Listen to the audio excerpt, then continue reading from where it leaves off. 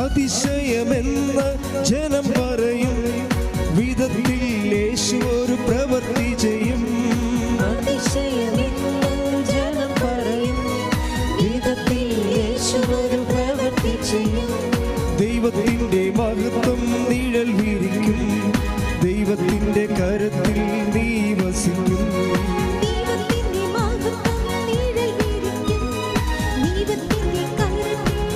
കൈകൾ ഉയർത്തിയടിച്ചുകൊണ്ട് പറഞ്ഞാലാരും വിശ്വസിക്കാത്ത പ്രവൃത്തിയൊന്നും ദൈവം ചെയ്യാൻ പോകുന്നു. കേട്ടാലാരും സമ്മതിക്കാത്ത പ്രവൃത്തിയൊന്നും നാഥൻ ചെയ്യാൻ പോകുന്നു. സ്തുതിക്കട്ടെ. ഹല്ലേലൂയ, ഹല്ലേലൂയ. മാറിപ്പോകാത്ത ഒരു വലിയ കല്ല് നിന്റെ മാറത്തിരിപ്പുണ്ടു ദൈവ പൈതലേ.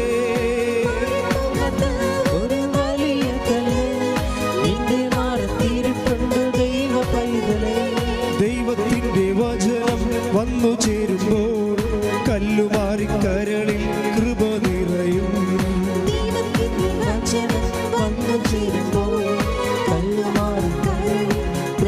കൈകൾ ഉയർത്തി പറഞ്ഞാലാരും വിശ്വസിക്കാത്ത പ്രവൃത്തിയൊന്നും ദൈവം ചെയ്യാൻ പോകുന്നു. കേട്ടാലാരും സമ്മതിക്കാത്ത പ്രവൃത്തിയൊന്നും നാഥൻ ചെയ്യാൻ പോകുന്നു. സ്തുതിക്കട്ടെ. ഹല്ലേലൂയ, ഹല്ലേലൂയ. കേൾവി മാത്രമെന്ന് ജനം പറയും, തക്ക വിധത്തിൽ ദൈവം ഒരു പ്രവൃത്തി ചെയ്യും. കേൾവി മാത്രമെന്ന് ജനം പറയും, തക്ക വിധത്തിൽ ദൈവം ഒരു പ്രവൃത്തി ചെയ്യും. തടവറ പൊട്ടിക്കാൻ ദൈവം നിന്നെ നയിച്ചിടും, ഇടവും ബലവും ദൂതന്മാരാൽ എന്നെ നയിച്ചിടും. തടവറ പൊട്ടിക്കാൻ ദൈവം നിന്നെ നയിച്ചിടും, ഇടവും ബലവും ദൂതന്മാരാൽ എന്നെ നയിച്ചിടും. പറഞ്ഞാലാരും വിശ്വസിക്കാത്ത പ്രവൃത്തിയൊന്നും ദൈവം ചെയ്യാൻ പോകുന്നു. കേട്ടാലാരും സമ്മതിക്കാത്ത പ്രവൃത്തിയൊന്നും നാഥൻ ചെയ്യാൻ. കൈകൾ ഉയർത്തി പറഞ്ഞാലാരും വിശ്വസിക്കാത്ത പ്രവൃത്തിയൊന്നും ദൈവം ചെയ്യാൻ പോകുന്നു. കേട്ടാലാരും സമ്മതിക്കാത്ത പ്രവൃത്തിയൊന്നും നാഥൻ ചെയ്യാൻ പോകുന്നു. സ്തുതിക്കട്ടെ. ഹല്ലേലൂയ, ഹല്ലേലൂയ. പരിശുദ്ധ പരമദിവ്യകാരുണ്യത്തിന് ആരാധനയും സ്തുതിയും പുകഴ്ചയും ഉണ്ടായിരിക്കട്ടെ. എൻ്റെ പ്രിയപ്പെട്ടവരെ,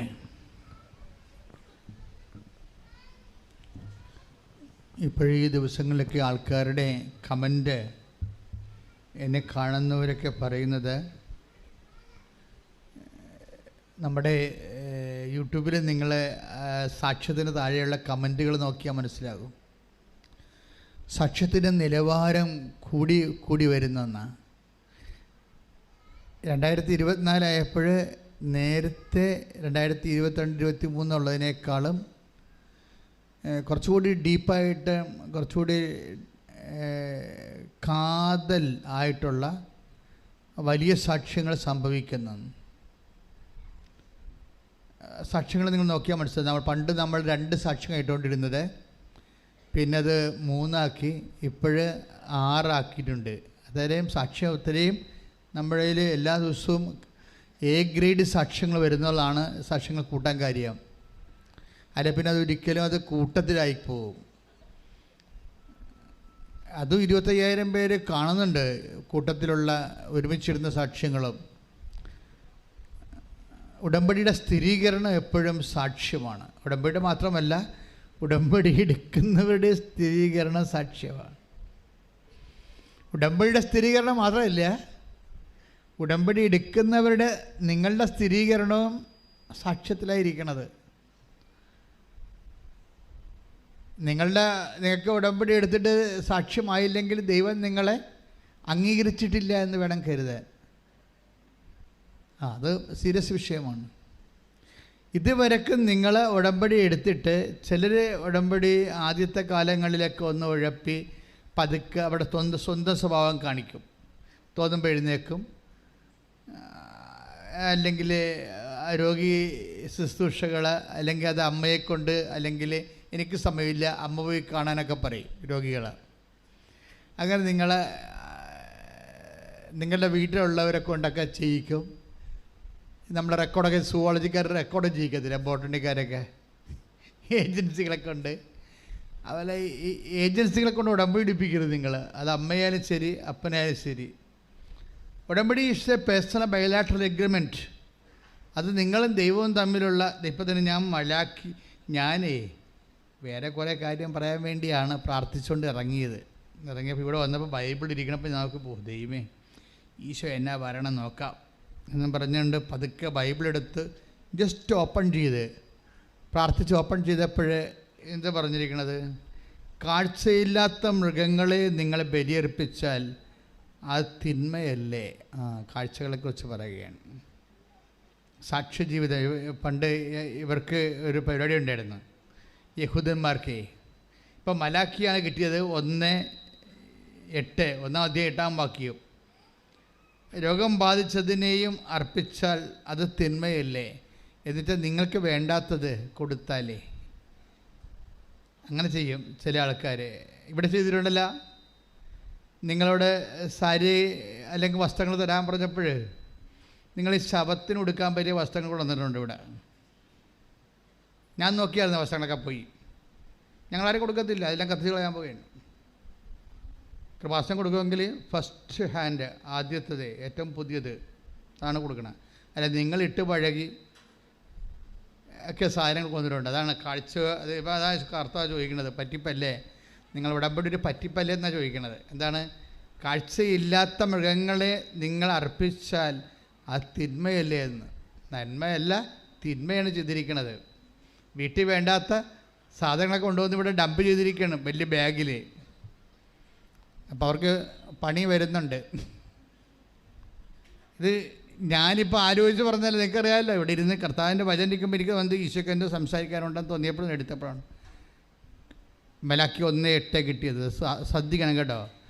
അതിങ്ങനെ കാഴ്ചയിൽ മാത്രമല്ല, ഈ ഉടമ്പടി നടപ്പിൽ വരുത്തുന്നതെല്ലാം വളരെ ശ്രദ്ധിക്കണം. ഉടമ്പടി നടപ്പിൽ വരുത്തുന്നത്, ഇപ്പോൾ കഴിഞ്ഞ ദിവസങ്ങളിലൊരു സാക്ഷ്യം ഉണ്ടായി. എനിക്ക് ഇഷ്ടപ്പെട്ട സാക്ഷ്യങ്ങളാണോ? എല്ലാ സാക്ഷ്യമൊന്നും എനിക്ക് ഇഷ്ടപ്പെടത്തില്ല. ചില സാക്ഷ്യത്തിൽ ഇപ്പോൾ സജ്ജി പണിക്കൻകുടി ഇടുക്കി ഒരു ചെറുകിട കർഷകനും റബ്ബറൊട്ട് തൊഴിലാളിയുമാണ്, പാവപ്പെട്ടവനാണ്. ഞാൻ ഈ പാവപ്പെട്ടവരുടെ ഉടമ്പടി വളരെ പ്രത്യേകിച്ച് ശ്രദ്ധിക്കും. എന്ന് വെച്ച് കഴിഞ്ഞാൽ അവർ 0 ആണല്ലോ, അവർക്ക് സ്വാധീനമില്ല. ബാങ്കിൽ ചെന്ന ലോൺ കിട്ടത്തില്ല, അവർക്ക് വേണ്ടി വാദിക്കാൻ ആരും ഉണ്ടാകത്തില്ല. പക്ഷെ അവർക്ക് കടങ്ങളൊക്കെ ഇരിക്കും. അപ്പം അങ്ങനെയൊക്കെ ഉള്ള ഒരു ഉടമ്പടിയിൽ അത് ഇൻവെസ്റ്റ് ചെയ്യുമ്പോൾ എങ്ങനെ ഇരിക്കും? കാര്യം ഉടമ്പടി രീതി നിങ്ങൾക്കറിയാമല്ലോ. ഉടമ്പടിയിൽ ഇപ്പോൾ ഇൻവെസ്റ്റ് ചെയ്യുന്നവർ പലരും ഒരു 60% ഹൈ എഡ്യൂക്കേറ്റഡ് ആയിട്ടുള്ള ആൾക്കാരും സാധാരണ കോമൺ എഡ്യൂക്കേഷൻ കൂടുതലുള്ള ആൾക്കാരും കാര്യങ്ങൾ ബുദ്ധിപരമായിട്ട് പഠിച്ച് വളരെ കൃത്യമായിട്ട് ഇൻവെസ്റ്റ് ചെയ്തിട്ട് വലിയ ഹാർവസ്റ്റിംഗ് ഉണ്ടാക്കുന്ന ആൾക്കാരാണ് ഉടമ്പടിയിലുള്ളത്. അപ്പോൾ ഇതിൻ്റെ അത് ഞാൻ എൻ്റെ ഇച്ഛാഭംഗങ്ങളിലൊന്ന് ഈ പാവപ്പെട്ടവന് ഇതിൻ്റെ അകത്ത് വല്ല മാർഗമുണ്ടോ? കാര്യം പണ്ട് കൃപാസനം പണ്ട് വളരെ പാവപ്പെട്ടവരുടെ ധ്യാനകേന്ദ്രമായിരുന്നു. ഒത്തിരി ഞാനിപ്പോൾ ഈ 2000-ലൊക്കെ വരുമ്പോഴൊക്കെ വളരെ പാവപ്പെട്ടവർ വരണമായിരുന്നു. അപ്പോൾ അവർക്കൊക്കെ ഒരു ആശ്വാസം കിട്ടുമ്പോൾ എനിക്ക് ഭയങ്കര സന്തോഷമായിരുന്നു. എന്നുവെച്ചാൽ എല്ലാത്തിനും സന്തോഷം ഇല്ലെന്നല്ല, പക്ഷേ ഉടമ്പടി ഒരു പാവപ്പെട്ടവന് ചെയ്യാൻ പറ്റണത് അതായത് പ്രശ്നം. കാര്യം ഉടമ്പടിയിൽ ഇപ്പോൾ ജോലിക്കാരൻ രാവിലെ എഴുന്നേറ്റ് വെളുപ്പിനെ 3 മണിക്ക് പോയി റബ്ബർ വെട്ടണം. മത്സ്യത്തൊഴിലാളിയാണെങ്കിലും വെളുപ്പിനെ 3 മണിക്കാണ് കടലിൽ പോണത്. ആ സമയത്തൊക്കെ തണുത്തും വിറച്ചൊക്കെ കടലിൽ പോയി മീന് ഓട്ടം തുടങ്ങുമ്പോൾ തന്നെ ഒരു 12-ാം ഭാഗത്തൊക്കെ എത്തിയാൽ മാത്രമേ 2 മണിക്ക് ഉച്ചയ്ക്ക് 2 മണിക്ക് മീനുകൾ വരാൻ പറ്റത്തുള്ളൂ. അപ്പം അങ്ങനെ സമൂഹത്തിൻ്റെ അടിസ്ഥാന വർഗങ്ങളെന്ന് പറയുന്ന ആൾക്കാർ അവർ ഉടമ്പടിയിൽ അവർക്ക് ഇൻവെസ്റ്റ് ചെയ്യാൻ സമയമില്ല. അവർ മിക്കവാറും തോട്ടത്തിലും കാട്ടിലും അതുപോലെ തന്നെ കടലിലും ഒക്കെ ഇരിക്കും. ഞാൻ അവരുടെ സാക്ഷ്യങ്ങൾ ഇങ്ങനെ ശ്രദ്ധിച്ചുകൊണ്ടിരിക്കും. അവർക്ക് ഇൻവെസ്റ്റ് ചെയ്യാൻ സമയമില്ല. അവർക്ക് വാഹനത്തിൽ ഓടിച്ചു പോയി പത്രം എവിടെയെങ്കിലും കൊടുക്കാനുള്ള വാഹനമില്ല. അപ്പം അവരെങ്ങനെ ഈ ഉടമ്പടി ചെയ്യണത്? അതിനെല്ലാം പത്രം വാങ്ങിക്കാൻ അവർക്ക് പൈസ വേണം. ചെറിയ പൈസയാണെങ്കിൽ അത് വേണമല്ലോ. അതുകൊണ്ടാണ് ഞങ്ങളും സ്വസ്ഥക്കാഴ്ച എടുക്കാത്തതിൻ്റെ കാരണം. അതിൻ്റെ എക്സ്ട്രാ പിന്നെ സ്വസ്ഥക്കാഴ്ച കൂടി ആകുമ്പോൾ ശരിയാകത്തില്ലല്ലോ. സ്വസ്ഥക്കാഴ്ച നമ്മൾ എടുക്കത്തില്ലല്ലോ. ഇവിടെ ഒന്നും എഴുതി സാമ്പത്തികമായിട്ട് ഒരു സാധനം ഇവിടെ എഴുതി വെച്ചിട്ടില്ല, സംഭാവന പോലും എഴുതി വെച്ചിട്ടില്ല. അതിൻ്റെ കാരണം ഈ പാവപ്പെട്ടവനെ ലക്ഷ്യമിട്ടാണ് അതൊക്കെ ചെയ്തിരിക്കുന്നത്. അപ്പോൾ ഈ ദിവസങ്ങളിൽ ഈ പണിക്കൻകുടിയിൽ നിന്ന്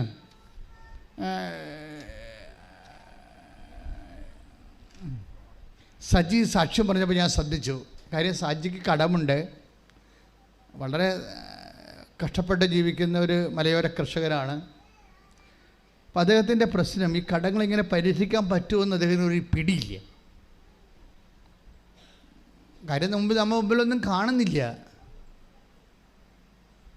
നമുക്കിപ്പോൾ ശരിക്കണമെങ്കിൽ വസ്തു വിൽക്കാം, അല്ലെങ്കിൽ പണയം വെക്കാം, സ്വർണം പണയം വെക്കാം, വായ്പ വാങ്ങിക്കാം എന്നൊക്കെ പറഞ്ഞ് നമുക്ക് എന്തെങ്കിലും ഒരു പ്ലാൻ ഉണ്ടാവുക. പ്ലാനിന് പോലും സാധ്യമില്ലാത്തൊരു മനുഷ്യനാണ്.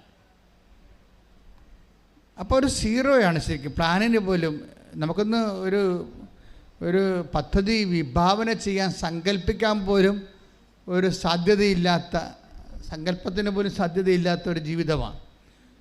അപ്പോൾ അവർക്ക് ഉടമ്പടിയിൽ എങ്ങനെയാണ് അവരെ ഉടമ്പടിയിൽ മാതാവ് ഏത് രീതിയിലാണ് അവരെ കാറ്റർ ചെയ്യണത്, അതൊക്കെ എൻ്റെ ഒരു ആധ്യാത്മികമായ ആശങ്കയുടെ ഒരു സബ്ജക്റ്റാണ്. അപ്പോൾ ഈ സജി സാക്ഷ്യം പറഞ്ഞപ്പോൾ ഞാൻ ശ്രദ്ധിച്ചു. അപ്പോൾ സജി ഉടമ്പടി എടുത്തു കഴിഞ്ഞപ്പോൾ, ഉടമ്പടി എടുക്കണ മുമ്പ് വേറൊരു കൂട്ടുകാരനോട് സംസാരിച്ചപ്പോൾ കൂട്ടുകാരൻ്റെ ഭാര്യ ഇറ്റലിയിൽ പോകണം.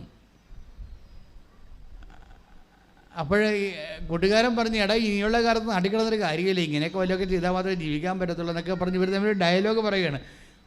പക്ഷേ കൂട്ടുകാരൻ്റെ ഭാര്യ നേഴ്സാണ്. അപ്പം സജിക്കും വൈഫിനെ എവിടെയെങ്കിലും വിടണമെന്നല്ലാതെ ഒറ്റത്തടി കൊണ്ട് ജോലി ചെയ്ത് കടങ്ങളെ പരിഹരിക്കാൻ പറ്റുമോ എന്നുള്ളതിനെക്കുറിച്ച് ഒരു ഐഡിയയുമില്ല. അപ്പോൾ ഒരു ഐഡിയയും ഇല്ലാത്തവൻ്റെ ഐഡിയയാണ് ഈ ഉടമ്പടി എന്ന് പറയണത്. Price the Lord. അപ്പോൾ സജിക്കും തോന്നിയുണ്ട്, ആരെങ്കിലും ഒരാൾ ഇവിടുന്ന് പോയി എവിടെയെങ്കിലും പോയി ജോലി ചെയ്താലേ ഉള്ള കടങ്ങളെ പരിഹരിക്കാൻ, കുഞ്ഞുങ്ങളെ പറ്റി വളർത്താൻ പറ്റത്തുള്ളൂ എന്നുള്ള ഐഡിയ ഉണ്ട്. പക്ഷേ വിദേശത്തൊന്നും പോകാൻ പറ്റത്തില്ല ഈ പറഞ്ഞ പോലെ. കാര്യം വിദേശത്ത് പോകാൻ കുറേ ഡീമെറിറ്റ്സുകളുണ്ട്. ഒന്ന്, സജിയുടെ വൈഫാണ് പോകേണ്ടത്, അവർ നേഴ്സല്ല. രണ്ട്, അവർക്ക് വിദ്യാഭ്യാസമില്ല. ഇനി നേഴ്സുമല്ല വിദ്യാഭ്യാസം ഇല്ലെങ്കിലും പിന്നെ എന്താ, അവർക്ക് വയസ്സ് 45 കഴിഞ്ഞതാണ്. അപ്പോൾ നോക്കിയേ, അയാളിപ്പോൾ എന്ത് സ്വപ്നം കാണാനാണ്, എന്താലോചിക്കാനാണ്? അയാൾക്ക് സ്വപ്നം കാണാനുള്ളത് ഉടമ്പടി മാത്രമേ ഉള്ളൂ. പക്ഷെ അയാൾ ആ ഉടമ്പടി വന്ന് ഇനി മാതാവ് എന്തെങ്കിലും ചെയ്യട്ടെ, ഞാൻ ചിന്തിച്ചിട്ട് ഒരു ഐഡിയയും കിട്ടണില്ല, മാതാവ് എന്തെങ്കിലും ചെയ്യട്ടെന്ന് പറയും. കാരണം നമ്മൾ ദൈവത്തിൻ്റെ കയ്യിലേക്ക് ടോട്ടൽ സറണ്ടറാണ്. ഉടമ്പടി എന്ന് പറയുന്നത് എന്താ? നിങ്ങൾക്ക് എന്താ സംഭവിച്ചിരിക്കണമെന്ന് അറിയാവോ? നിങ്ങൾ ഇത് ഒരുതരം പോഴൻ കളിയായിട്ട് ഒക്കട്ടെ എന്നുള്ള രീതിയിൽ അത് പതുക്കെ നിങ്ങളിതിൻ്റെ അകത്ത് ഊർജം ഇൻവെസ്റ്റ് ചെയ്യണില്ല. ഒരു ചട്ടപ്പടി പ്രോഗ്രാം പോലെ സാമ്പ്രദായിക ഉടമ്പടിയായിട്ട് ഇങ്ങനെ അനുഷ്ഠാന കർമ്മം പോലെ വഴിപാട് പോലെ ആക്കി തീർക്കുകയാണ്. അങ്ങനെ വന്നാൽ ഇത് കത്തത്തില്ല. ഉടമ്പടി അങ്ങനെയുള്ള ഒരു വാദപ്പനി വരുന്ന ആൾക്കാർക്ക്, ആധ്യാത്മിക വാദപ്പനി ഉള്ളവർക്ക് ചെയ്യാൻ പറ്റിയ സംഭവമല്ല ഇത്. വേണ്ടത് സത്യസന്ധതയാണ്. ഉടമ്പടിയിൽ ആദ്യം വേണ്ടത് വിശ്വസ്തത, സത്യസന്ധത, ഇത്രയും സംഭവമാണ് വേണ്ടത്. പിന്നെ ഇത്തിരി സത്യസന്ധത ഇത്തിരി കൂടിയ കുഴപ്പമൊന്നും വരത്തില്ല, അത് നന്മയെ ചെയ്യത്തുള്ളൂ. ഇത്തിരി സത്യസന്ധത ദൈവത്തിൻ്റെ തിരുസന്നിധി കൂടിയെന്നും പറഞ്ഞുകൊണ്ട് നമുക്ക് നഷ്ടമുണ്ടായാലും അതിൻ്റെ അകത്ത് ഫലത്തിൽ കുഴപ്പമുണ്ടാകത്തില്ല. ഇപ്പം സജി വന്ന് ഉടമ്പടി ചെയ്തു. എന്താ ചെയ്യുന്നത്? എന്താ അതിൻ്റെ ഉദ്ദേശം എന്താണ്? എനിക്കൊരു ഐഡിയയും കിട്ടണില്ല, മാതാവ് എന്തെങ്കിലും മാതാവിൻ്റെ ബുദ്ധിയിൽ ചെയ്യട്ടെ എന്ന് വിചാരിച്ചുകൊണ്ട് മാതാവിന് ടോട്ടൽ സറണ്ടറാണ്. അപ്പോൾ അദ്ദേഹം നിന്ന് പ്രാർത്ഥിച്ചൊരു, മാതാവേ എൻ്റെ കയ്യിൽ വഴിയൊന്നുമില്ല, വഴിയുണ്ടെങ്കിലും ഒക്കെ ഇതിന് പൈസയും ഇല്ല, ഇങ്ങനെ അതായത് നിങ്ങൾക്കറിയാം, ഞാൻ ആദ്യ കാലങ്ങളിലൊക്കെ ഉടമ്പടിയെക്കുറിച്ച് പറയുമ്പോൾ ഈശോ എന്നോട് പറഞ്ഞിരുന്നത് ഇത് നോട്ട് ബൈ മെറിറ്റിൽ വർക്ക് ചെയ്യുമെന്നാണ് പറഞ്ഞത്. ഞാൻ അച്ഛനായിട്ട് 38 കൊല്ലമായി. ഉടമ്പടി തരണ 2016 2017 തൊട്ട് എനിക്ക് നോട്ട് ബൈ മെറിറ്റ് വരാൻ കർത്താവ് ഇങ്ങനെ അടയാളപ്പെടുത്താൻ തുടങ്ങി. Not by merit but by grace എന്ന്. പക്ഷേ ഇത് കേട്ട് അച്ഛന്മാർ വേണമെങ്കിൽ എന്നെ വേണമെങ്കിൽ വിലക്കാൻ പറ്റും. എന്താ കാര്യം? Not by merit but by grace എന്ന് പറയുന്ന Ephesians 2:8 ഒരു ഗോസ്പൽ ഫോർമുലയാണ്. അതെന്ത് വേണ്ടിയാ? അത് നിത്യരക്ഷയ്ക്ക് വേണ്ടിയുള്ളതാണ്. മനുഷ്യൻ്റെ നിത്യരക്ഷയില്ലേ, നിത്യതയ്ക്ക് വേണ്ടി ദൈവം കണ്ടുപിടിച്ച ഫോർമുലയാണ് നിങ്ങളുടെ യോഗ്യത കൊണ്ടല്ല, ദൈവത്തിൻ്റെ കൃപ കൊണ്ടാണെന്ന്. യേശുക്രിസ്തു തന്നെ വിശുദ്ധമായ രക്തത്തെ വീണ്ടെടുക്കപ്പെട്ട നിത്യതയ്ക്ക് വേണ്ടി നമുക്ക് വില കൊടുക്കാൻ നമ്മുടെ കയ്യിൽ അതിന് പറ്റിയ ഉരുപ്പടി വിലയില്ല. അപ്പോൾ നമുക്കത് ഈ ജന്മത്തിൽ കൊടുത്തു തീർക്കാൻ പറ്റത്തില്ല എന്നുണ്ടെങ്കിൽ ദൈവത്തിൻ്റെ മുമ്പിലുള്ള ഓപ്ഷൻ എന്താണ്? ബട്ട് ബൈ ഗ്രേസ്, ദൈവത്തിൻ്റെ കൃപ നമുക്ക് നൽകുക എന്നുള്ളതാണ്. അപ്പോൾ ആ ഫോർമുലയിൽ നിന്നാണ് പരിശുദ്ധാത്മാവ് പൗലോസിന് കൈമാറിക്കൊടുത്തത്. രക്ഷ നിങ്ങളുടെ സമീപത്തുണ്ട്, അത് ലഭിക്കണത് നിങ്ങളുടെ യോഗ്യത കൊണ്ടല്ല, ദൈവത്തിൻ്റെ കൃപ കൊണ്ടാണെന്ന്. ഉടമ്പടി കാലം വന്നപ്പോൾ കർത്താവ് എന്ത് ചെയ്ത്? നിത്യതയ്ക്ക് വേണ്ടിയുള്ള ഫോർമുല അനുദിന ജീവിതത്തിന് വേണ്ടിയാക്കി ആപ്ലിക്കേറ്റ് ചെയ്തിരിക്കുന്നതാണ്.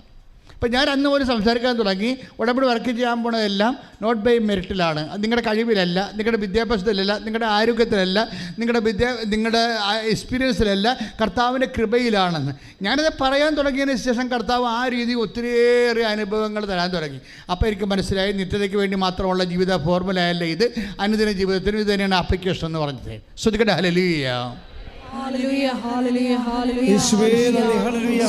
പരമദിവ്യകാരുണ്യത്തിന് ദൈവത്തോട് പ്രസംഗിക്കുന്നവൻ ദൈവത്തിൽ നിന്ന് വെളിപാട് ലഭിച്ചവരെ പോലെ പ്രസംഗിക്കുക. ശ്രദ്ധിക്കട്ടെ. ഹല്ലേലൂയ. 1 പത്രോസ് 4:11. 1 പത്രോസ് 1 ലേഖനത്തിലെ 4-ാം അധ്യായം 11-ാം വാക്യം. പ്രസംഗിക്കുന്നവൻ ദൈവത്തിന്റെ അരുളപ്പാട് നൽകുന്നവനെ പോലെ പ്രസംഗിക്കട്ടെ. പ്രസംഗിക്കുന്നവൻ ദൈവത്തിന്റെ അരുളപ്പാട് നൽകുന്നതിനെ പോലെ പ്രസംഗിക്കട്ടെ. അപ്പൊ സഭയിൽ പ്രസംഗിക്കാൻ അത്രേ ഉള്ളൂ. എന്താണ്? ദൈവത്തിന്റെ അരുളപ്പാടാണ് പറയുന്നത് ജനങ്ങളോട്. പ്രസംഗിക്കുന്നവൻ കർത്താവിൽ നിന്ന് ദൈവത്തിൽ നിന്ന് അരുളപ്പാട് ലഭിച്ചവനെ പോലെ പ്രസംഗിക്കട്ടെ. അടുത്ത വചനം എന്താ? ശുശ്രൂഷിക്കുന്നവൻ. Praise the lord. ശുശ്രൂഷിക്കുന്നവൻ പറഞ്ഞേ. ശുശ്രൂഷിക്കുന്നവൻ ദൈവത്തിൽ നിന്ന് ലഭിച്ച ശക്തി കൊണ്ട് എന്ന പോലെ ശുശ്രൂഷിക്കട്ടെ. എന്താ പ്രോബ്ലം? ശുശ്രൂഷിക്കണമെങ്കിൽ എന്താ വേണ്ടത്? ശക്തി വേണം. നമ്മുടെ ഈ ഉടമ്പടിയിലുള്ള എല്ലാ പരിശുദ്ധ പ്രവർത്തനങ്ങളും ശക്തിയിലാണ് ചെയ്യേണ്ടത്. അതുകൊണ്ടാണ് ഈ പ്രയറിൻ്റെ അകത്ത് ഈ ഉടമ്പടിയുടെ പ്രയർ കണ്ടൻറ്റിൻ്റെ പ്രധാനപ്പെട്ട ഉദ്ദേശം ശക്തിയാണ്. നമ്മളെ ശക്തിപ്പെടുത്തുന്നത് പരിശുദ്ധാത്മാവാണ്, അല്ലേ? നമ്മളെ പരിശുദ്ധാത്മാവാണ് ശക്തിപ്പെടുത്തുന്നത്. അതിൻ്റെ ഒരു കാരണം പ്രാർത്ഥനയാണ്. ഇതിനകത്ത് പ്രത്യക്ഷീകരണ പ്രാർത്ഥന എന്ന് പറയുമ്പോൾ എല്ലാ പ്രാർത്ഥനയ്ക്കും നമ്മുടേതായിട്ടുള്ള ഒരു മേക്കിങ്ങാണ് ഉള്ളത്. പക്ഷേ പ്രത്യക്ഷീകരണ പ്രാർത്ഥന അമ്മ തന്നിരിക്കുന്ന കാരണം 50% അമ്മ ഇതിൻ്റെ അകത്ത് പ്രൊമോട്ട് ചെയ്യും, ഇൻവെസ്റ്റ് ചെയ്യും. ഇതൊക്കെ എളുപ്പമാണ് പ്രത്യക്ഷീകരണ പ്രാർത്ഥന. അപ്പോൾ പ്രത്യക്ഷീകരണ പ്രാർത്ഥന വന്നു കഴിഞ്ഞാൽ നമ്മുടെ ഒരു ആവശ്യമല്ലത്. അമ്മയുടെ പ്രത്യക്ഷീകരണം സഭ ഏറ്റെടുത്ത് പഠിച്ചിട്ട് ഇതിനുള്ള അന്തർദേശ ലെവലിൽ സമയഘടികാരം നിശ്ചയിച്ചടുത്ത് പ്രത്യക്ഷപ്പെട്ട ദൈവത്തിൻ്റെ തിരുമനസ് ലോകത്തോട് വെളിപ്പെടുത്താൻ വേണ്ടിയുള്ള ദൈവികമായ പദ്ധതിയുടെ ഭാഗമായിട്ടാണ് പ്രത്യക്ഷീകരണ പ്രാർത്ഥന വരുന്നത്. അതുകൊണ്ട് നമ്മുടെ ആവശ്യമല്ലത്, അതാണ്ട് ആവശ്യമാണ്. സമയഘടികാരം നെഞ്ചിൽ ചാർത്തി പ്രത്യക്ഷപ്പെട്ട പരിശുദ്ധ അമ്മയിലൂടെ ദൈവം ലോകത്തിന് കൊടുക്കാൻ ഉദ്ദേശിക്കുന്ന സന്ദേശം എന്താണെന്ന് സഭ ആഗോളപരമായിട്ട് മനസ്സിലാക്കിയിട്ട് ഭൗമിക സഭയോട് കൈമാറ്റം ചെയ്യേണ്ട ദൈവിക രഹസ്യമാണത്. അപ്പം അതുകൊണ്ട് തന്നെ പ്രത്യക്ഷീകരണ പ്രാർത്ഥന നമ്മൾ എടുക്കുമ്പോൾ ദൈവം അത് അഡ്മയർ ചെയ്യും. മറ്റു പ്രാർത്ഥന ചലന പോലെ അല്ല. ദൈവത്തിൻ്റെ ആവശ്യമാണ് എൻ്റെ അടുത്ത് പറയണത്, നമ്മുടെ ആവശ്യമല്ല. മനസ്സിലായില്ലേ? അമ്മയുടെ പ്രത്യക്ഷീകരണം സഭ ഏറ്റെടുത്ത് പഠിക്കുക എന്നുള്ളത് ആരുടെ ആവശ്യമാണത്? അമ്മയുടെ പ്രത്യക്ഷീകരണം സഭ ഏറ്റെടുത്തിട്ട് ലോകത്തിന് പ്രചരിപ്പിക്കുക എന്നുള്ളത് ആരുടെ ആവശ്യമാണത്? ദൈവത്തിൻ്റെ ആവശ്യമാണ്. അത് എയർ ലിഫ്റ്റിങ്ങുള്ള, മോളിൽ നിന്ന് ലിഫ്റ്റിങ്ങുള്ള പ്രാർത്ഥനയാണ്. അതുകൊണ്ടാണ് പ്രത്യക്ഷീകരണ പ്രാർത്ഥന ചെല്ലുമ്പോൾ അതിൻ്റെ അംശങ്ങളെല്ലാം മനസ്സിലാക്കി മുട്ടിൽ നിന്ന് വളരെ വൃത്തിയായിട്ട് ഭക്തിയോടെ ചെല്ലണം. അതെന്താ കാര്യം? നമ്മൾ ഉള്ളുകൊണ്ട് ആഗ്രഹിക്കണം. എന്ത്? പ്രത്യക്ഷ പ്രാർത്ഥന ചെല്ലണതല്ല പ്രശ്നം, ആ ചെല്ലണ കണ്ടൻറ്റ് വൈസ് നമ്മൾ ആഗ്രഹിക്കണം. കർത്താവേ, എങ്ങനെയെങ്കിലും എത്രയും വേഗം അമ്മയുടെ പ്രത്യക്ഷീകരണം സഭ ഏറ്റെടുത്ത് പഠിക്കാൻ ഇടയാകണമെന്ന്. കാര്യം ഇത് സാധാരണ ഒരു പ്രത്യക്ഷീകരണമല്ല, ഒരു ബന്ധിഞ്ഞ കൊന്തയെ വെച്ച് മാതാവ് പ്രത്യക്ഷപ്പെടുന്നതല്ല. സമയഘടികാലം നെഞ്ചിൽ ചാർത്തിയിട്ട് ദുരന്തമുണ്ടാകാൻ പോകുന്ന പ്രാർത്ഥിക്കണമെന്ന് പറയുമ്പോൾ അന്ത്യകാല സന്ദേശമാണ്.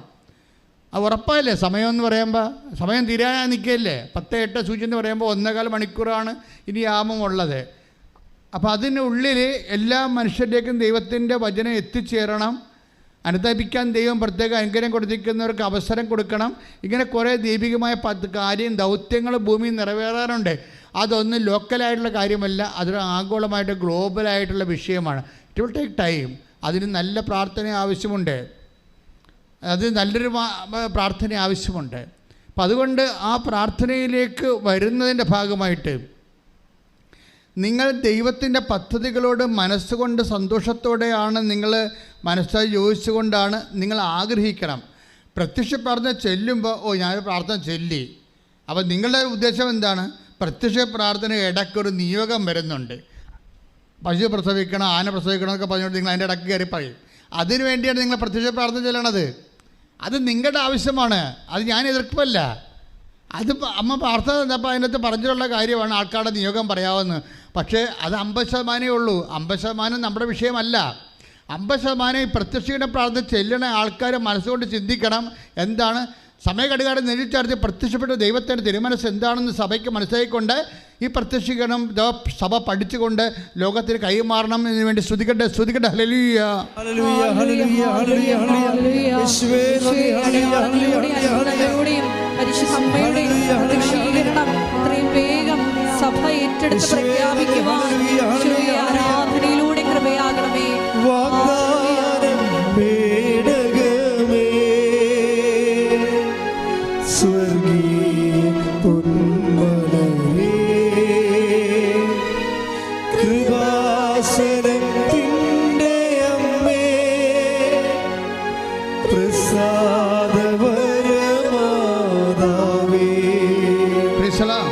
അത് എനിക്ക് തോന്നുന്നത് ഈ പ്രത്യക്ഷീകരണ പ്രാർത്ഥന മര്യാദയ്ക്ക് സത്യസന്ധമായിട്ട് ഉള്ളിലെ അമ്മയുടെ പ്രത്യക്ഷീകരണം സഭ ഏറ്റെടുക്കണമെന്ന് ആന്തരിക ദാഹത്തോടു കൂടി നിങ്ങൾ പ്രാർത്ഥിക്കുകയാണെങ്കിൽ പെട്ടെന്ന് നിങ്ങൾക്ക് വലിയ എയർ ലിഫ്റ്റ് കിട്ടുമെന്ന് എനിക്ക് തോന്നണത്. കാര്യം എന്ന് വെച്ച് കഴിഞ്ഞാൽ 2016 സെപ്റ്റംബറിൽ നമ്മൾ ഉടമ്പടി ആരംഭിക്കുമ്പോൾ 15 സെപ്റ്റംബറിൽ ആരംഭിക്കുമ്പോൾ അതിന് മുമ്പ് 6 മാസക്കാലം പ്രത്യക്ഷീകരണ പ്രാർത്ഥന മാത്രം ചെല്ലിയ ഒരു കാലമുണ്ടായിരുന്നു. അന്ന് ഉടമ്പടി ഇല്ലായിരുന്നു. ആ പ്രത്യക്ഷീകരണ പ്രാർത്ഥന മാത്രം ചെല്ലിയ സമയത്ത് പോലും ആ പ്രത്യക്ഷീകരണ പ്രാർത്ഥന ചെല്ലണ കൊണ്ട് മാത്രം ചെല്ലിയവരെയെല്ലാം അമ്മ അനുഗ്രഹിക്കുകയും അമ്മയുടെ സാന്നിധ്യം കൊടുക്കുകയും ചെയ്യുന്ന ഒരു കാലമുണ്ടായിരുന്നു. അപ്പോൾ അതൊക്കെ മനസ്സിലാവും. ഈ ഉടമ്പടി തന്നെ ഉടമ്പടി പിന്നീട് ദൈവം തന്നതാണ്.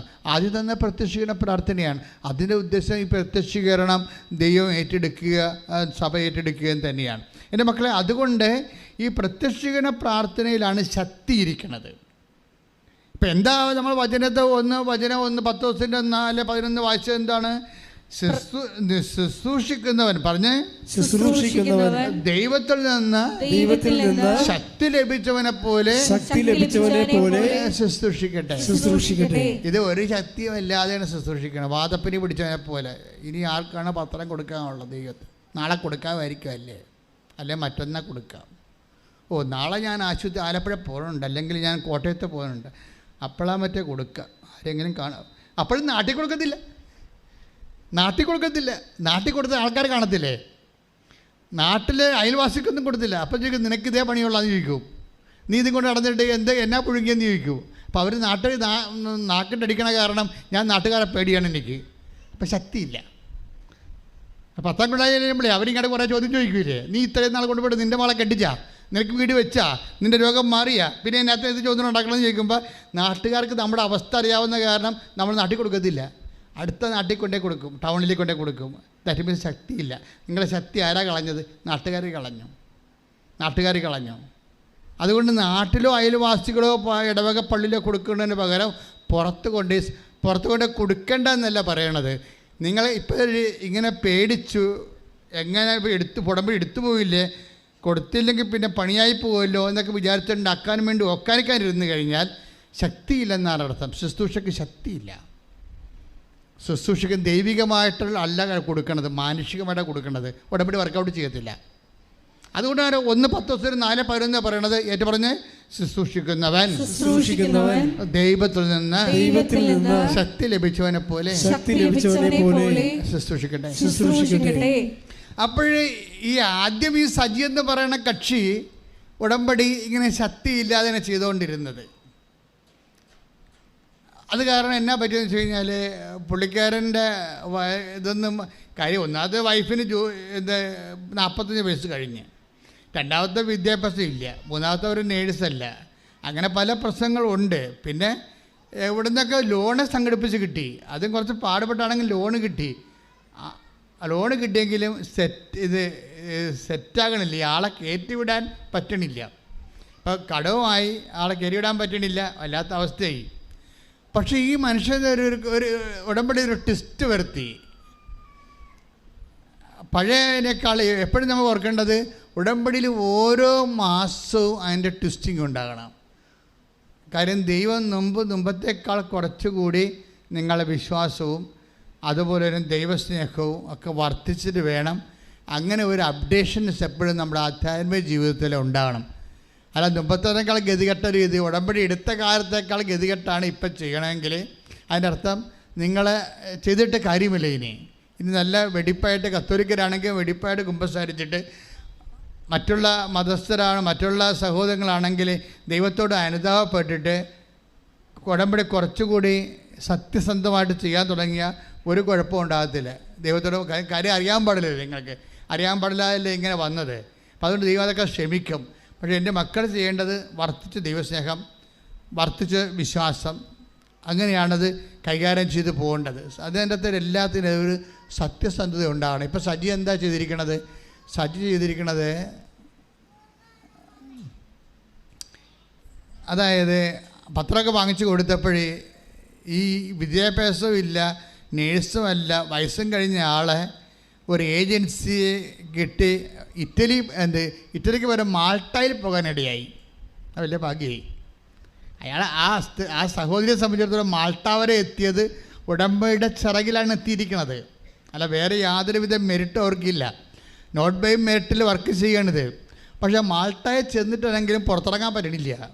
ജോലിയില്ല, 2 ദിവസമേ ജോലിയുള്ളൂ. ഒരു ദിവസം, ഒരാഴ്ച 2 ദിവസമേ ജോലിയുള്ളൂ. 2 ദിവസത്തെ ജോലിയുണ്ട്. അവിടുത്തെ ഭക്ഷണം കഴിക്കുക, വാടക കൊടുക്കുക, ഒരു പിടിയില്ല. അപ്പം ഇന്ന് വിഷമിക്കുകയാണ്. അങ്ങനെ വിഷമിച്ച് പക്ഷേ അപ്പോഴെന്ത് ചെയ്ത് സജീവ് വിളിച്ച് പറഞ്ഞു, ഞാനിവിടെ വീട്ടിൽ കുത്തിരിക്കുകയാണ്, 2 ദിവസമേ, ഒരാഴ്ച 2 ദിവസമേ പണിയുള്ളൂ, അതും 3 മണിക്കൂർ വെച്ചാൽ പണിയുള്ളൂ. ഇങ്ങനെ പോയാൽ എന്ത് ചെയ്യും? നമ്മുടെ കടങ്ങൾ പെരുകുകയല്ലേ, വരാത്തതും കണക്കായി, വന്നതുകൊണ്ട് പലിശ കൂടുകയുള്ളത് ചെയ്യണത്.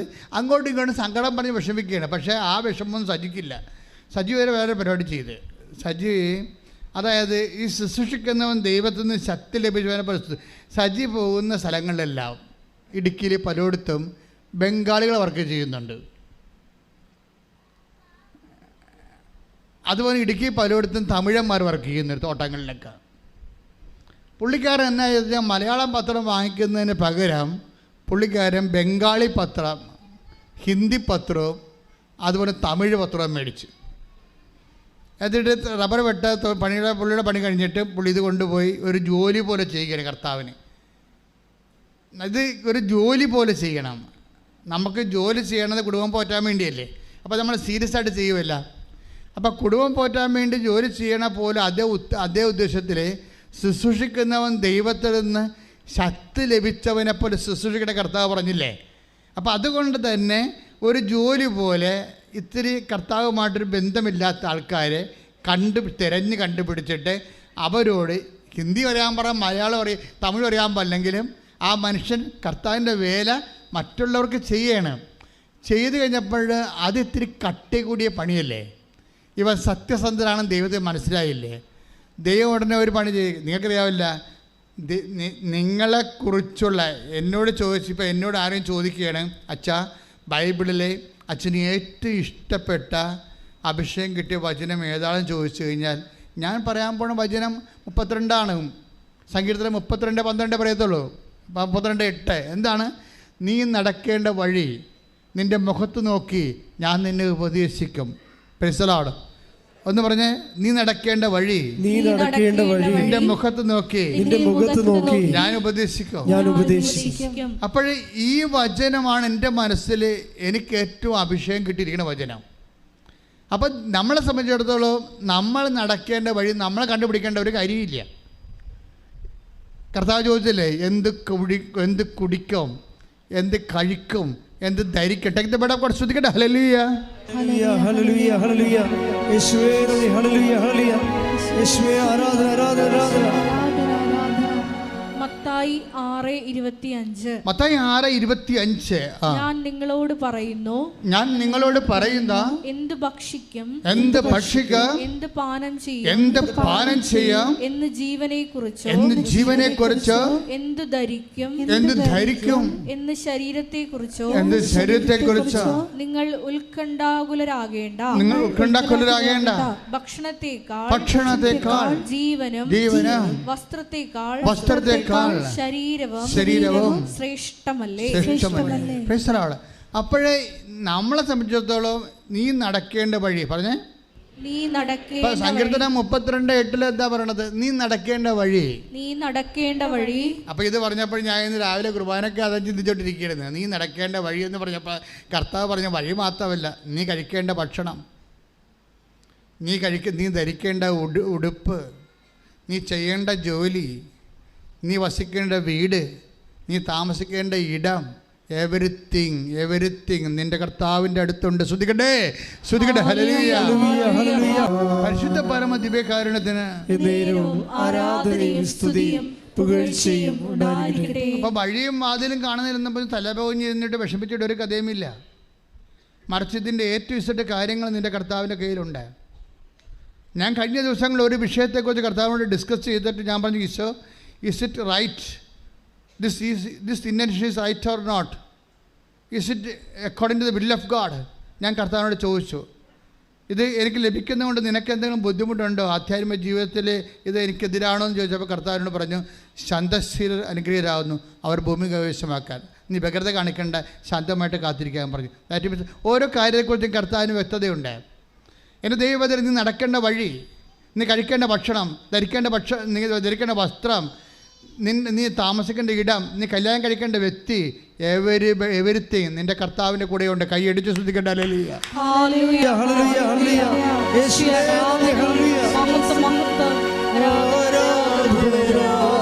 അതെന്ത് സംഭവം എന്ന് പറയാം മക്കളെ?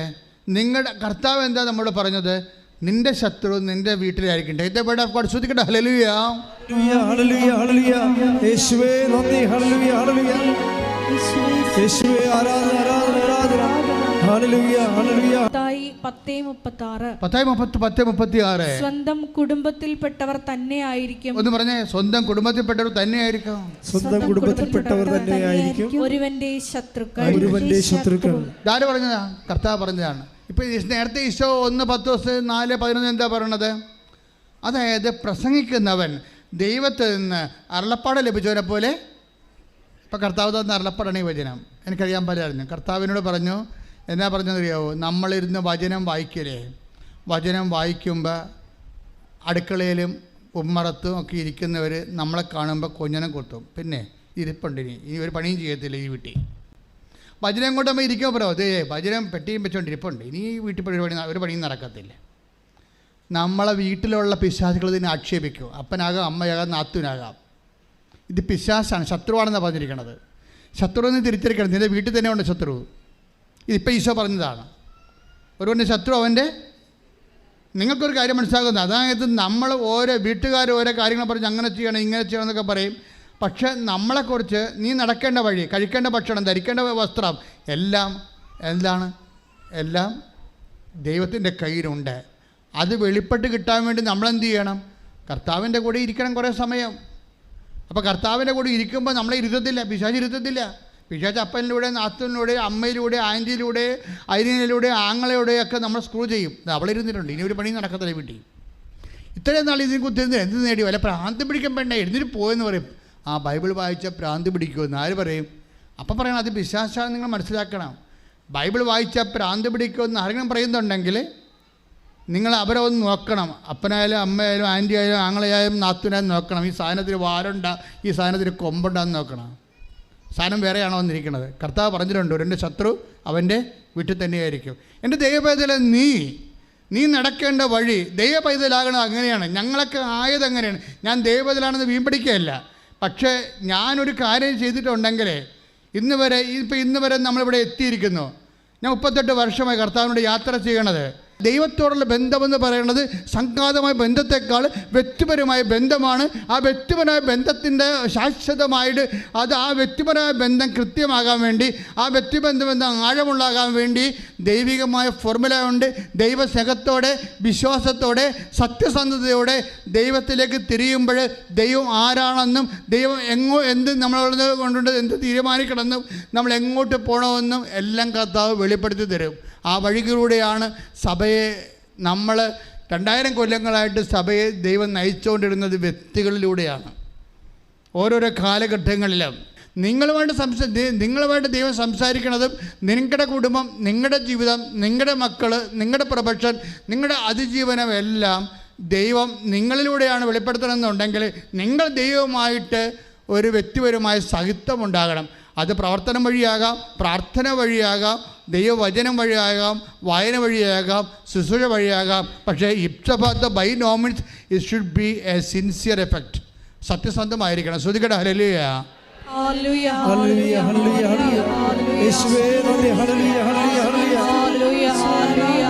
പരിശുദ്ധ പരമ ദിവ്യകാരുണ്യത്തിന് ആരാധനയും സ്തുതിയും പുകഴ്ചയും ഉണ്ടായിരിക്കട്ടെ. അപ്പോൾ ഈ സജി എന്ന് പറയുന്ന വ്യക്തി തമിഴ് പത്രം പഠിച്ച തമിഴന്മാർക്കും ഹിന്ദി പത്രം പഠിച്ച ബംഗാളികൾക്കും കർത്താവിൻ്റെ പേര് ചെയ്യുമ്പോൾ കർത്താവിനെ അറിയാൻ സാധ്യതയില്ലാത്തവർക്ക് വേണ്ടി പ്രവർത്തിക്കാൻ തീരുമാനിച്ചപ്പോൾ കർത്താവിന് മനസ്സിലായി ആ ഉടമ്പടി സത്യമാണെന്ന് മനസ്സിലായി.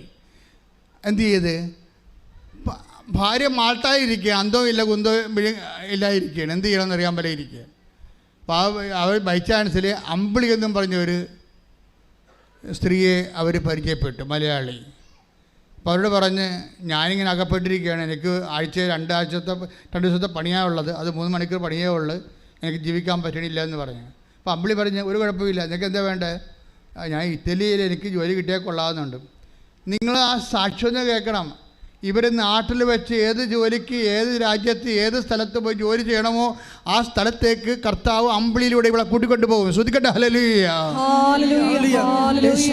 പരിശുദ്ധ പരമ ദിവ്യകാരുണ്യത്തിന് അതായത് നമ്മളിങ്ങനെ സത്യസന്ധമായിട്ട് ശുശ്രൂഷ ചെയ്യുമ്പോൾ കണ്ട ഈ അമ്പിളിയെക്കുറിച്ച് ആർക്കെങ്കിലും അറിയാവോ? ഇവരിങ്ങനെ എയറിൽ നിന്ന് വരികയല്ലേ, കർത്താവിൻ്റെ കയ്യിൽ ഇവരൊക്കെ ഉണ്ടേ. നീ നടക്കേണ്ട വഴി നിന്റെ മുഖത്ത് നോക്കി നിന്നെ ഉപദേശിക്കുമെന്ന് പറഞ്ഞില്ലേ? നമ്മൾ സത്യസന്ധമായി ഉടമ്പടി ഇൻവെസ്റ്റ് ചെയ്ത് കഴിയുമ്പോൾ കർത്താവ് അതിന് പറ്റിയ കറസ്പോണ്ടിങ് ആപ്റ്റ് പേഴ്സണെ കൊണ്ടുവന്ന് പോകും. പിന്നെ അവർ നയിച്ചുകൊണ്ടിരിക്കും ഈ വിഷയത്തെ. നിങ്ങളുടെ ഉടമ്പടിയിൽ എപ്പോഴും അത് ഫയറാകുന്നില്ലെങ്കിൽ എൻ്റെ അർത്ഥം നിങ്ങളെ കർത്താവിനെ പരീക്ഷിക്കാൻ വേണ്ടി ഇപ്പോഴും തയ്യാറായിരിക്കുന്നു എന്നാണ്. സത്യസന്ധമായ ഉടമ്പടിയെ നിങ്ങൾക്ക് എന്ത് കിട്ടുമെന്നുള്ള രീതിയിൽ, അതായത് നിങ്ങൾ ഓരോരുത്തരും എങ്ങനെയാണെന്ന് വെച്ചാൽ ചില കാര്യങ്ങൾ ചെയ്യുമ്പോൾ ചെയ്യുന്ന അനുസരിച്ച് നിങ്ങളെ തൂക്കി നോക്കും, ദൈവത്തെ തൂക്കും. ദൈവത്തെ തൂക്കിയിട്ട് ഇത്രയും കഷ്ടപ്പെട്ട് ചെയ്തുകൊണ്ട് നമുക്ക് വല്ല പ്രയോജനം ഉണ്ടായി, ഇല്ലെങ്കിൽ കയ്യിലെ കാശ് പിന്നെയും പോകുകയിലേ ഉള്ളൂ എന്നൊക്കെ വിചാരിച്ച് ദൈവത്തോട് ഇങ്ങനെ പിച്ചിമ്പയൊക്കെ പറഞ്ഞുകൊണ്ട് ചെയ്യും. അതാണ് ഉടമ്പടി കത്താത്തത്. ഉടമ്പടിയുടെ വെച്ചാൽ ഇനി ദൈവത്തിന് ചെയ്യാൻ പറ്റുന്ന മനുഷ്യരാശിയുമായിട്ട് ബന്ധപ്പെട്ട ഏറ്റവും വലിയ പദ്ധതിയാണ് ഉടമ്പടി. ഞാൻ എന്തെങ്കിലും പറയണമെന്ന് വെച്ച് കഴിഞ്ഞാൽ നമ്മൾ ഇപ്പോൾ അവരെന്താ ചെയ്തിരിക്കുന്നത്, സജി എന്താ ചെയ്തിരിക്കണത്? സത്യസന്ധമായിട്ട് ഉടമ്പടിയുടെ ചെയ്വനകളിലെ ഗ്രേഡ് വർദ്ധിപ്പിച്ചിട്ട് അതിൻ്റെ അകത്ത് തൻ്റെ സത്യസന്ധതയും സിൻസിയറിറ്റിയും വിശ്വസ്തതയും കാണിച്ചു. ഈ വിശ്വസ്തതയും സത്യസന്ധതയും കാണിച്ചാൽ ഞാനൊരു കാര്യം ചോദിക്കട്ടെ. ഇപ്പോൾ $1 നമ്മുടെ കയ്യിലുണ്ടെന്ന് വിചാരിച്ചോ, $1 ഏത് രാജ്യക്കാരനും എടുക്കും, ഒരു കുഴപ്പമില്ല. നമ്മുടെ ജാതിയും മതവും നോക്കിയിട്ടാണ് ആൾക്കാർ $1 എടുക്കണത്? അല്ല, അത് $1 ആയതുകൊണ്ടാണ്. ഉടമ്പടിക്ക് എങ്ങനെ സംഭവിച്ചിരിക്കണത്? ഉടമ്പടിയിൽ ഇന്ന ആളെ കൊടുക്കണമെന്ന് നിർബന്ധമില്ല. മര്യാദക്ക് ദൈവമായിട്ട് ഉടമ്പടി ചെയ്യാൻ കപ്പാസിറ്റി ഉള്ള ആൾക്കാർ കൊടുത്താൽ ഉടമ്പടി സ്വീകരിക്കപ്പെടും. അതിന് കത്തോലിക്കനാണെന്നൊരു നിർബന്ധമില്ല. ഉടമ്പടി ചെയ്യുന്ന കാര്യങ്ങൾ കൃത്യമായാൽ മതി. അതുകൊണ്ടാണ് ഇവിടെ കത്തോലിക്കലല്ലാത്ത ഒത്തിരിയേറെ സാക്ഷ്യങ്ങൾ, ഇടിവെട്ട് സാക്ഷ്യങ്ങൾ വരേണ്ട കാരണം ഇതിനകത്ത് വരുന്ന വിഷയം വെച്ചാൽ ആ ഉടമ്പടി എന്ന് പറയുന്ന ആ ചെയ്വനയിൽ തന്നെയാണ് അതിൻ്റെ വാല്യൂ ഇരിക്കുന്നത്. അത് വൃത്തിയായിട്ട് ചെയ്യാൻ ആർക്ക് കഴിഞ്ഞാലും അവർക്ക് ഏൺ ചെയ്യാൻ പറ്റും. ഇതിൻ്റെ അകത്തുനിന്ന് അത് വൃത്തിയായിട്ട് ചെയ്യാൻ കഴിഞ്ഞാൽ പ്രാർത്ഥിക്കുക, കർത്താവായ ദൈവമേ ഉടമ്പടിയെ സത്യസന്ധമായി നിറവേറ്റാൻ എനിക്ക് ആവശ്യമായ വിശ്വസ്തത നൽകണമേ. അതെന്താ പ്രശ്നം എന്ന് വെച്ച് കഴിഞ്ഞാൽ നമ്മളിതെല്ലാം പർച്ചേസിങ് മോഡിലാണ് ഉള്ളത്. ദൈവം നമ്മളെ വിലക്ക് വാങ്ങുന്നു, അതുപോലെ തന്നെ നമ്മുടെ വിലകൾ വർദ്ധിക്കുന്ന അനുസരിച്ച് മാത്രമേ ദൈവം നമ്മളെ വിലക്ക് വാങ്ങത്തുള്ളൂ. നമുക്ക് ഒരു വിലയില്ലാത്ത സാധനത്തിൽ നമ്മൾ വില മുടക്കി മേടിക്കുക, വിലയില്ലാത്ത സാധനം എല്ലായിടത്തും കിട്ടുന്ന സാധനത്തിൽ നമ്മൾ കാശ് മുടക്കി മേടിക്കുക ഇല്ല. ഇപ്പോൾ ഓക്സിജൻ നമ്മൾ ആർക്കാണ് കാശ് കൊടുത്ത് മേടിക്കണം? ഓക്സിജൻ ഇല്ല, മേടിക്കത്തില്ല, എല്ലായിടത്തും ഉണ്ടത്. അതിന് വിലയില്ല. ഇനി ഒരു കാലം ഉണ്ടാകാൻ ചിലപ്പോൾ ഓക്സിജൻ വില കൊടുത്ത് മേടിക്കണം. ഇപ്പോൾ ഓക്സിജൻ നമ്മൾ വില കൊടുക്കണില്ല, കാര്യം ഓക്സിജൻ എല്ലായിടത്തും ഉണ്ട്. അപ്പോൾ എല്ലായിടത്തും ഇല്ലാത്ത വില കൊടുത്ത് വാങ്ങിക്കേണ്ട സംഭവങ്ങളാണ്, അതനുസരിച്ചിട്ടാണ് ഇതിൻ്റെ വില നിശ്ചയിക്കുന്നത്. അപ്പം ദൈവം ഇപ്പം 1 കൊരിന്ത്യർ 6:20 വായിച്ച് ശ്രുതിക്കട്ടെ. ഹല്ലേലൂയ ഹല്ലേലൂയ ഹല്ലേലൂയ ഹല്ലേലൂയ യേശുവേ നന്ദി. ഹല്ലേലൂയ ഹല്ലേലൂയ ഹല്ലേലൂയ. 1 കൊരിന്ത്യർ 6:20 നിങ്ങൾ വിലയ്ക്ക് വാങ്ങപ്പെട്ടവരാണ്, ആകയാൽ നിങ്ങളുടെ ശരീരത്തിൽ ദൈവത്തെ മഹത്വപ്പെടുത്തുക. കർത്താവ് നമ്മളെ കാണുന്ന വിഷയം എന്താണ്? 1 കൊരിന്ത്യർ 6:20 എന്താ പറയണത്? നിങ്ങൾ പറഞ്ഞ നിങ്ങൾ വിലക്ക് വാങ്ങപ്പെട്ടവരാണ്. അതിൻ്റെ അർത്ഥം എന്താ?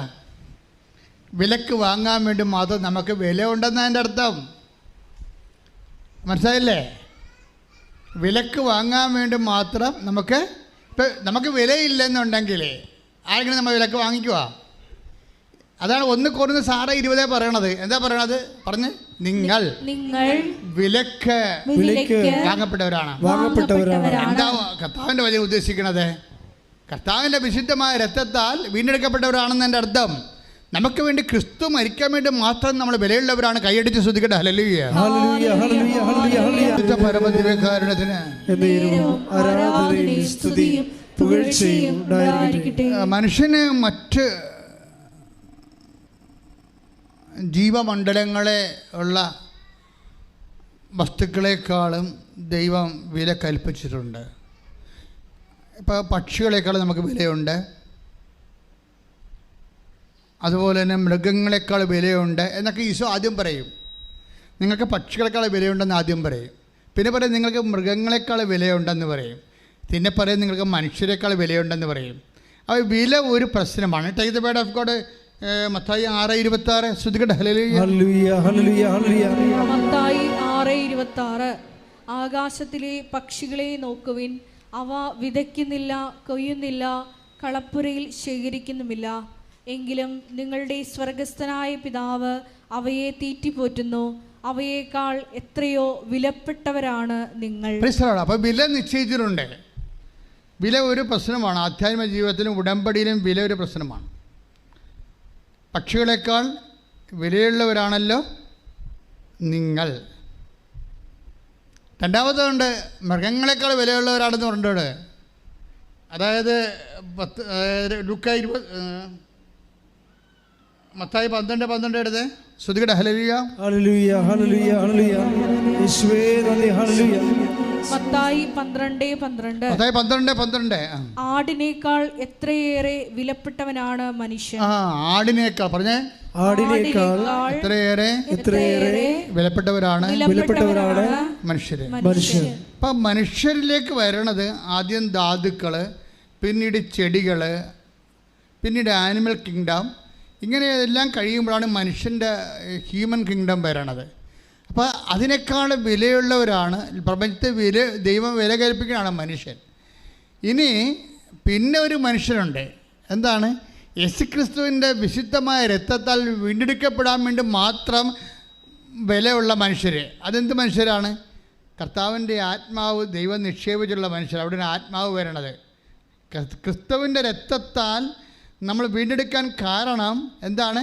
ദൈവത്തിൻ്റെ ആത്മാവും നമ്മളിൽ കുടികൊള്ളുന്നതാണ്. കൈയടിച്ച് ശ്രദ്ധിക്കട്ടെ. ഹല്ലേലൂയ. യേശുക്രിസ്തുവിന്റെ വിശുദ്ധമായ രക്തത്താൽ വീണ്ടെടുക്കപ്പെട്ട് നിത്യത അവകാശമാക്കാനുള്ള ദൈവ പൈതലിൻ്റെ വില എങ്ങനെയാണ് കൂടണതെന്നാണ് പറയണത്. ഉടമ്പടിയിൽ എപ്പോഴും നമ്മൾ ശ്രദ്ധിക്കേണ്ടത്, ഉടമ്പടിയിലുള്ള സേവനകളെ എൻ്റെ നിവർത്തിക്കൽ മൂലം എന്താണ് അവിടെ ശാസ്ത്രീയമായി സംഭവിക്കുന്നത്? നമ്മുടെ മൂല്യം വർദ്ധിച്ചുകൊണ്ടിരിക്കുന്ന മൂല്യം ഇങ്ങനെ ഘട്ടം ഘട്ടമായി മൂല്യം വർദ്ധിക്കുന്നത്, ആ മൂല്യത്തെ ദൈവം, വർദ്ധിത മൂല്യത്തെ ദൈവം മാനിക്കുന്നത് സുവിശേഷത്തിൻ്റെ ഒരു പ്രമേയമാണ്. നമ്മുടെ മുമ്പിലുള്ള ഒരു ഓപ്ഷൻ എന്ന് പറയുന്നത് ഉടമ്പടിയിലൂടെ എങ്ങനെ മനുഷ്യൻ്റെ മൂല്യം വർദ്ധിപ്പിക്കാം എന്ന് വെച്ചാൽ, നിങ്ങൾ വിലക്ക് വാങ്ങപ്പെട്ടവരാണെന്ന് വചനം പറയണില്ലേ? 1 കൊരിന്ത്യൻസിൻ്റെ 6:20 അപ്പം ദൈവം വിലക്ക് വാങ്ങാൻ വേണ്ടി മാത്രം ഒരു വ്യക്തിയുടെ മൂല്യം എങ്ങനെ വർദ്ധിക്കാൻ പറ്റുമെന്ന് യേശു പറയുന്നുണ്ട്. 10:31 എടുത്ത് മത്തായിയുടെ സുവിശേഷം ശ്രദ്ധിക്കട്ടെ. ഹല്ലേലൂയ, ഹല്ലേലൂയ, ഹല്ലേലൂയ, ഹല്ലേലൂയ. യേശുവേ നന്ദി. ഹല്ലേലൂയ, ഹല്ലേലൂയ. മത്തായി 10:31. അതിനാൽ ഭയപ്പെടേണ്ട, നിങ്ങൾ അനേകം കുരുവികളെക്കാൾ വിലയുള്ളവരാണല്ലോ. ഇനി ഈ വിലയിൽ എങ്ങനെയാണ് വില വരണത്, എങ്ങനെയാണ് വില കൂടിയത്, എങ്ങനെയാണ് വില കൂട്ടണത് എന്ന് 10:32 അടുത്ത വചനം വായിച്ചാൽ മനസ്സിലാകും. അടുത്ത വചനം എന്താ? പറഞ്ഞ മനുഷ്യരുടെ മുമ്പിൽ എന്നെ ഏറ്റുപറയുന്നവനെ എന്റെ സ്വർഗ്ഗസ്ഥനായ പിതാവിന്റെ മുൻപിൽ ഞാനും ഏറ്റുപറയും. ഈ ട്രാൻസ്ഫർ, ഈ ചരക്ക് ട്രാൻസ്ഫർ ചെയ്യുകയാണ്. ഈ ഉരുപ്പടി പിതാവിൻ്റെ സ്വർഗത്തിനെടുക്കാൻ പറ്റുന്ന രീതിയിലേക്ക് ഇതിൻ്റെ ക്വാളിറ്റേറ്റീവ് ചേഞ്ച് വരുത്തുന്നു. മനസ്സിലായ? ഇപ്പം നമ്മളെ പഠിക്കാൻ വേണ്ടിയിരിക്കും. പക്ഷേ നിങ്ങളുടെ ഈ വിഷയം ഏറ്റെടുത്തിട്ട് നിങ്ങളെ ദൈവം പിതാവിനെ മുമ്പിൽ പ്രദർശിപ്പിക്കാൻ പറ്റുന്ന മൂല്യമുള്ള വസ്തുവായിട്ട് മാറ്റും. ഇതാണ് എൻ്റെ വിഷയം വന്നിരിക്കുന്നത്. ഇവിടെ നിങ്ങൾ പഠിക്കണം ഈ വിഷയം. എന്ന് വെച്ചാൽ എങ്ങനെയാണത് പറയണത്? മൂല്യമുള്ള വസ്തുവായിട്ട് മാറ്റുന്നത് എങ്ങനെയാണ്? അതിനൊറ്റ പ്രിൻസിപ്പിളേ ഉള്ളൂ. 10:32 എന്താ പറയണത്? മനുഷ്യരുടെ മുമ്പിൽ പറഞ്ഞേ, മനുഷ്യരുടെ മുമ്പിൽ നിങ്ങൾ എന്നെ ഏറ്റുപറഞ്ഞാൽ സ്വർഗ്ഗസ്ഥനായ പിതാവിന്റെ മുമ്പിൽ ഞാനും നിങ്ങളെ ഏറ്റുപറയും. പിതാവിന്റെ മുമ്പിൽ കാണിക്കുക. എക്സ്പോർട്ട് ക്വാളിറ്റിയായി. ഇന്ത്യൻ മാർക്കറ്റിലല്ല ഈ സാധനം ഇനി ഓടാൻ പോണത്. ഇത് എക്സ്പോർട്ട് ജർമ്മനിയിലേക്ക് സ്ഥലത്ത് കയറ്റിയേക്കാൻ പോവുകയാണ്. ഇത് എക്സ്പോർട്ട് ക്വാളിറ്റിയായി സ്വർഗത്തിലേക്ക് കൊടുക്കാൻ പറ്റുന്ന വസ്തുവായി മാറുകയാണ്. അതാണ് പിതാവിൻ്റെ മുമ്പിലെന്ന് പറയണത്. അപ്പോൾ ഇത് എന്തെങ്ങനെയാണ്? മനുഷ്യരുടെ മുമ്പിൽ എന്നെ ഏറ്റു പറഞ്ഞാൽ അവിടെ വിഷയം എങ്ങനെയാണ് ഇത് എക്സ്പോർട്ട് ക്വാളിറ്റി ആകണത്? വിദേശ വിനിമയത്തിന് പറ്റണ രീതിയിലുള്ള ഒരു കമ്മോഡിറ്റി ആയിട്ട് ഇത് മാറണത് എങ്ങനെയാണ്? മനുഷ്യരുടെ മുമ്പിൽ പറഞ്ഞേ, മനുഷ്യരുടെ മുമ്പിൽ നിങ്ങൾ എന്നെ ഏറ്റുപറഞ്ഞാൽ സ്വർഗ്ഗസ്ഥനായ എന്റെ പിതാവിന്റെ മുമ്പിൽ ഞാനും നിങ്ങളെ ഏറ്റുപറയും. ഇപ്പൊ മനസ്സിലായില്ലേ? മനുഷ്യരുടെ മുമ്പിൽ ഏറ്റുപറഞ്ഞിട്ടാണ്, ക്രിസ്തുവിനെ മനുഷ്യരുടെ മുമ്പിൽ ഏറ്റുപറയുമ്പോഴാണ് മൂല്യം വർദ്ധിക്കുന്നത്. കൈയടിച്ച് ശ്രദ്ധിക്കട്ടെ.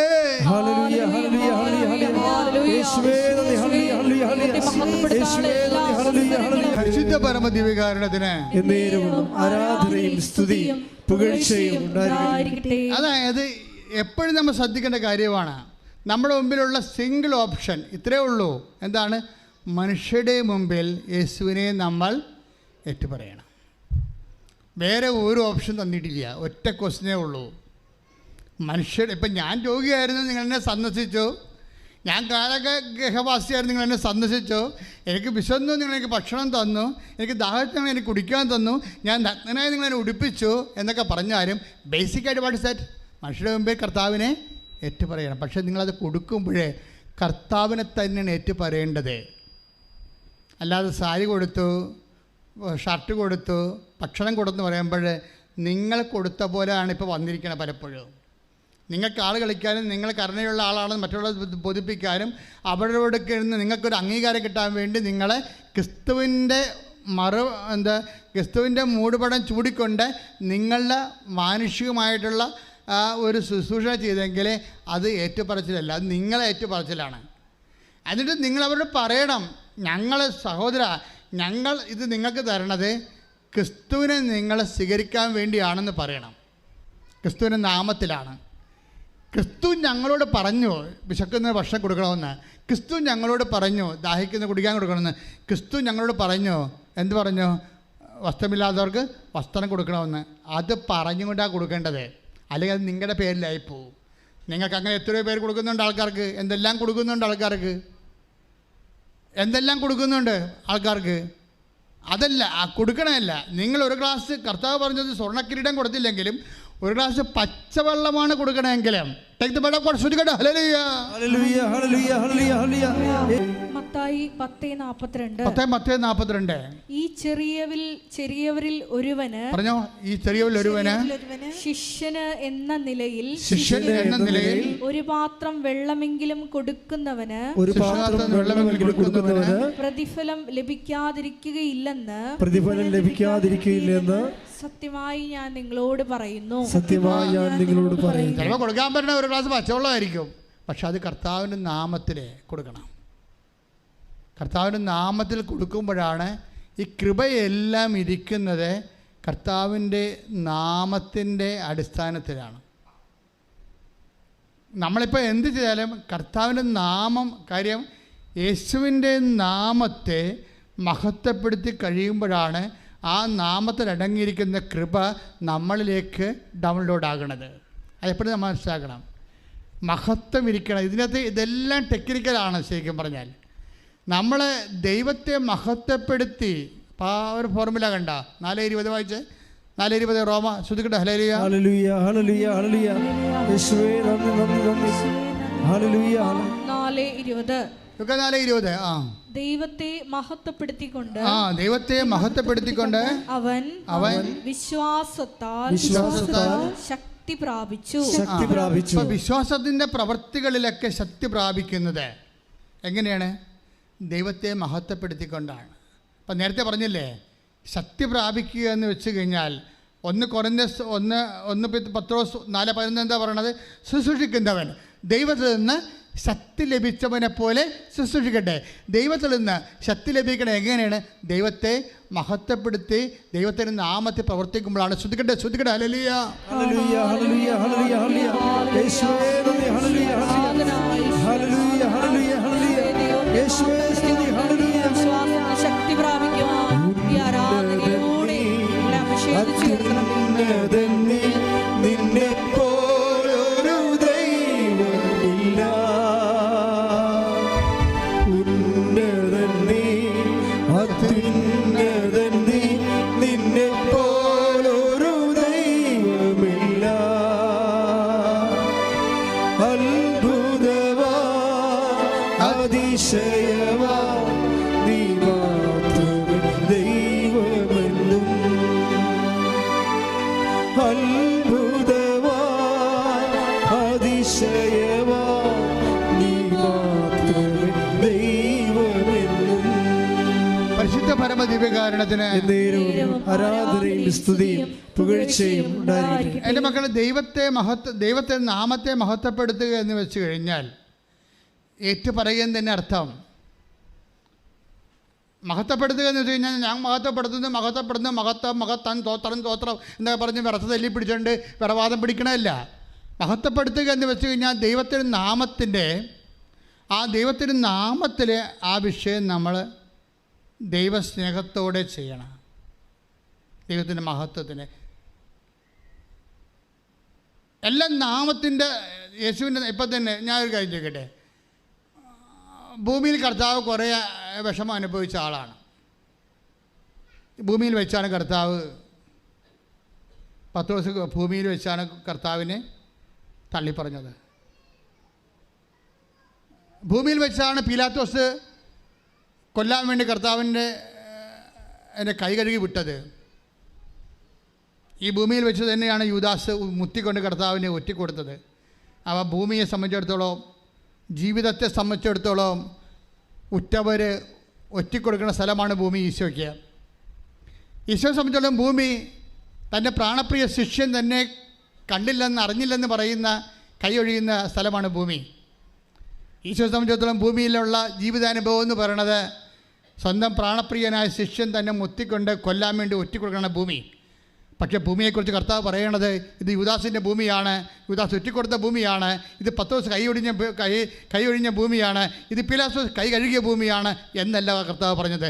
ഈ ഭൂമി പിതാവെ ഭൂമിയിൽ അങ്ങയെ മഹത്വപ്പെടുത്തേണ്ട ഇടമാണെന്ന്.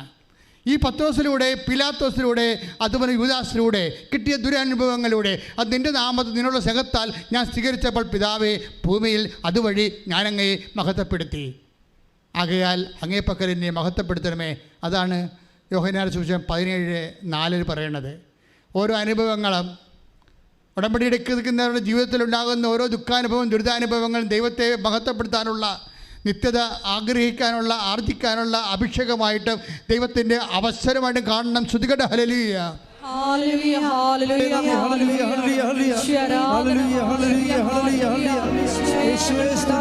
അനുഭവങ്ങളെല്ലാം മഹത്വപ്പെടുത്താനുള്ള വലിയ അവസരങ്ങളാണ് തിരിച്ചറിയുക. എല്ലാം അവസരങ്ങളാണ് ഈശോ പറയണത്. എല്ലാം അവസരങ്ങളാണ്. എന്തിനുള്ള അവസരം? ദൈവത്തെ മഹത്വപ്പെടുത്താനുള്ള അവസരം. ദൈവത്തെ മഹത്വപ്പെടുത്താനുള്ള അവസരമാണ് നമ്മുടെ ദുഃഖാനുഭവങ്ങൾ, ദുരിതാനുഭവങ്ങൾ, പ്രതികൂലമായ സാഹചര്യങ്ങളെല്ലാം ഈശോ ചെയ്ത പോലെ. അതുകൊണ്ടാണ് വീണ്ടും ഈശോ പറഞ്ഞിട്ടുണ്ട് ഇതെല്ലാം അവസരങ്ങളാണെന്ന്. ഈ മനുഷ്യൻ്റെ വില ഇപ്പോൾ 21:13 എടുത്തേ, ലുക്കാന്റെ സുവിശേഷം. ശ്രുതികട ഹല്ലേലൂയ. ഹല്ലേലൂയ ഹല്ലേലൂയ ഹല്ലേലൂയ. യേശുവേ നന്ദി. ഹല്ലേലൂയ ഹല്ലേലൂയ. ലൂക്കാ 21:13 നിങ്ങൾക്ക് ഇത് സാക്ഷ്യം നൽകുന്നതിനുള്ള അവസരമായി. Price the Lord. ഏതൊക്കെയാണ് നിങ്ങൾക്ക് ഇതെന്ന് പറഞ്ഞ ഏതാണ്? ഇവയ്ക്കെല്ലാം മുമ്പ് അവർ നിങ്ങളെ പിടികൂടുകയും ഇത് ഈശോയെ കാണിച്ചതുപോലെ എന്താണ് ഇതെല്ലാം മുമ്പ് അവർ നിങ്ങളെ പിടികൂടുകയും പീഡിപ്പിക്കുകയും അവരുടെ സിനഗോഗുകളിൽ കാരാഗൃഹങ്ങളിൽ നിങ്ങളെ ഏൽപ്പിച്ചു കൊടുക്കും. എന്റെ നാമത്തെ പ്രതി രാജാക്കന്മാരുടെയും ദേശാധിപതികളുടെയും മുമ്പിൽ അവർ നിങ്ങളെ കൊണ്ടുപോകാം. നിങ്ങൾക്ക് ഇത് സാക്ഷ്യം നൽകുന്നതിനുള്ള അവസരമായിരിക്കും. അപ്പൊ എല്ലാ സകല സാഹചര്യങ്ങളും സാക്ഷ്യത്തിനുള്ള അവസരമായിരിക്കും. ദൈവത്തെ മഹത്വപ്പെടുത്തിക്കൊണ്ട് വിശ്വാസത്തിൽ വളരുവാനും ദൈവത്തെ മഹത്വപ്പെടുത്തിക്കൊണ്ട് നിങ്ങളുടെ ജീവിത നിയോഗങ്ങൾ നിവൃത്തിയാക്കാനുള്ള ദൈവികമായ അവസരമായിട്ടാണ് ദൈവം നൽകുന്നുള്ള തിരിച്ചറിവാണ് ഉടമ്പടി നൽകുന്നത്. കൈയടിച്ചുകൊണ്ട് ഇതുപോലെ സഹനത്തിൻ്റെ സാഹചര്യങ്ങൾ കടന്നു പോകുമ്പോൾ എങ്ങനെയാണ് ദൈവത്തെ മഹത്വപ്പെടുത്തിക്കൊണ്ട് സാക്ഷിയാകണതെന്ന് നോക്കിയാൽ ഈ ആഴ്ചത്തെ മറ്റൊരു സാക്ഷിയോടെ നിഷയുടെ സാക്ഷ്യം, തൃശ്ശൂരിൽ നിന്ന് നിഷയുടെ സാക്ഷ്യങ്ങൾ എനിക്ക് വളരെ ഹൃദ്യമായിട്ട് തോന്നിയ സാക്ഷ്യമാണ്. നിഷയ്ക്ക് മക്കളില്ല, 2 മക്കൾ അബോർട്ടായിപ്പോയി. അപ്പോഴതൊന്നും അവൾ ഉടമ്പടി എടുത്തു കഴിഞ്ഞപ്പോൾ കർത്താവ് പറഞ്ഞു, കർത്താവ് എനിക്ക് ഗുജറാത്തിൽ പോകണം അത്യാവശ്യമായിട്ട്. അപ്പം ഞാൻ ഗുജറാത്തിൽ പോകണ മുമ്പ് പ്രഗ്നൻ്റ് ആയി കഴിഞ്ഞാൽ നോക്കിയേ, ഈ ആൾക്കാരൊക്കെ ഈശോയോട് സംസാരിക്കുന്ന രീതി കണ്ടില്ലേ? ഈശോ എനിക്ക് ഗുജറാത്തിൽ അത്യാവശ്യമായിട്ട് പോകണം, പക്ഷേ ഞാൻ ഗുജറാത്തിൽ പോകണ മുമ്പ് പ്രഗ്നൻ്റ് ആയി കഴിഞ്ഞാൽ എനിക്ക് ഗുജറാത്തിൽ പോകാൻ പറ്റത്തില്ല. അത് നിൻ്റെ ഇഷ്ടം, എന്താ വെച്ചാൽ നീ ചെയ്യും. അപ്പോഴേ എന്നാ പക്ഷേ ഗുജറാത്തിൽ പോണവരെ പ്രഗ്നൻ്റ് ആയില്ല, പോയി തിരിച്ചു വന്നപ്പോൾ പ്രഗ്നൻ്റ് ആയി. ഈശോ പറഞ്ഞു, അവളുടെ ടൈമിൽ ഈശോ വിഷയം സെറ്റ് ചെയ്യും. ഈശോ നിങ്ങളൊന്ന് അനുഭവിച്ച് അടുത്ത് നിന്നാണ്ടല്ലോ ഈ ആളാരാണെന്നറിയാം. പിന്നെ അപ്പനും വേണ്ട ഈ അമ്മനും വേണ്ടെന്ന് പറഞ്ഞ പോലെ ആവും. അത്രയും ലവബിളാണ്. എന്ന് വെച്ച് കഴിഞ്ഞാൽ പിന്നെ ഈ ആൾ അന്ത്യം വരെ ഉണ്ടാവുമല്ലോ. അതുകൊണ്ട് നേരിട്ട് ഇപ്പം ദൈവാനുഭവമുള്ളവർ, സാധാരണ മനുഷ്യരിലെ ദൈവിക സ്പിരിച്വാലിറ്റിയിൽ അവർ വർത്തിക്കുന്ന കണ്ടില്ലേ? അപ്പം നേരിട്ട് അവളുടെ ജീവിത പ്രശ്നങ്ങൾ നേരെ ഈശോയുമായിട്ട് ഇൻട്രാക്ട് ചെയ്യാൻ, എന്നിട്ട് അവൾക്ക് പറ്റുന്ന രീതിയിൽ ഈശോ കൊണ്ടുവന്നു. അപ്പോൾ എന്നിട്ട് അവൾ പറയും, ഈശോ നിനക്ക് എന്നെ നേരത്തെ അറിയാം, ഓപ്പറേഷൻ പറ്റത്തില്ല, എനിക്ക് പേടിയാണ്. അതൊരു രസമാണ് ആ സാക്ഷ്യം. എനിക്ക് പേടിയാണ്, കാര്യം എനിക്കൊരു സൂചി കൊണ്ട് കുത്തണ പോലും ഞാൻ കിടന്ന് കാറും. അപ്പോൾ ഓപ്പറേഷൻ ഇല്ലാതാക്കി തന്നെയെന്ന് പറയും. അല്ല, അപ്പം എനിക്കത് ആ സാക്ഷ്യത്തെ മനസ്സിലായത് എന്താണെന്നറിയോ? ഓപ്പറേഷൻ മോശമാണെന്നല്ല ഞാൻ മനസ്സിലായത്. നമ്മൾ പറയുന്ന നമ്മളുടെ ആ ഇഷ്ടാനിഷ്ടങ്ങൾക്ക് പറ്റുന്ന രീതിയിൽ ദൈവം വിഷയം സെറ്റ് ചെയ്യാൻ വേണ്ടി മാത്രം ദൈവം നമ്മളെ സ്നേഹിക്കുന്നു എന്നുള്ളതാണ് ഏറ്റവും വലിയ. അവസാനം ഒരു ദിവസം ഇവളുടെ അമ്മ ഒരു സ്വപ്നം കാണാം. കൃപാസനം മാതാവ് പ്രസവം എടുത്തിട്ട് കുഞ്ഞിനെ ഇവൾക്ക് കൊടുക്കുന്നു. അപ്പോൾ അമ്മ ഇവളോട് പറയും, എടി നിനക്ക് വേദന ഒന്നും ഉണ്ടാകത്തില്ല. കൃപാസന അമ്മ തന്നെ വന്ന് തിയേറ്ററിൽ വന്ന് കുഞ്ഞിനെ എടുത്ത് നിനക്ക് തരണമെന്ന് ഞാൻ സ്വപ്നം കണ്ടെന്ന് പറയും. എന്നിട്ട് അത് 22-ാം തീയതിയാണെന്ന് പറയും. അവിടെയാണ് പ്രശ്നം. സ്വപ്നം ആർക്കും കാണാം. പക്ഷേ ഈ അമ്മ പറഞ്ഞ 22-ാം തീയതി തന്നെ ഇവൾ പ്രസവിക്കും. ശ്രുതികട്ടെ ഹല്ലേലൂയ.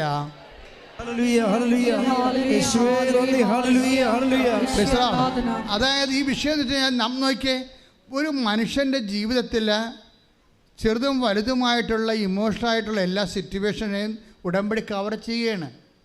22-ാം തീയതിയാണെന്ന് അമ്മയോട് പറഞ്ഞു കൊടുത്തു, അവളുടെ അമ്മയോട് പറഞ്ഞു കൊടുത്ത്, അവളുടെ അമ്മ അവളോട് പറഞ്ഞു 22-ാം തീയതിയാണെന്ന് പ്രസവിക്കുമെന്ന് അമ്മ പറഞ്ഞിട്ടുണ്ട്, വേദന തോന്നത്തുമില്ലെന്ന് പറയും.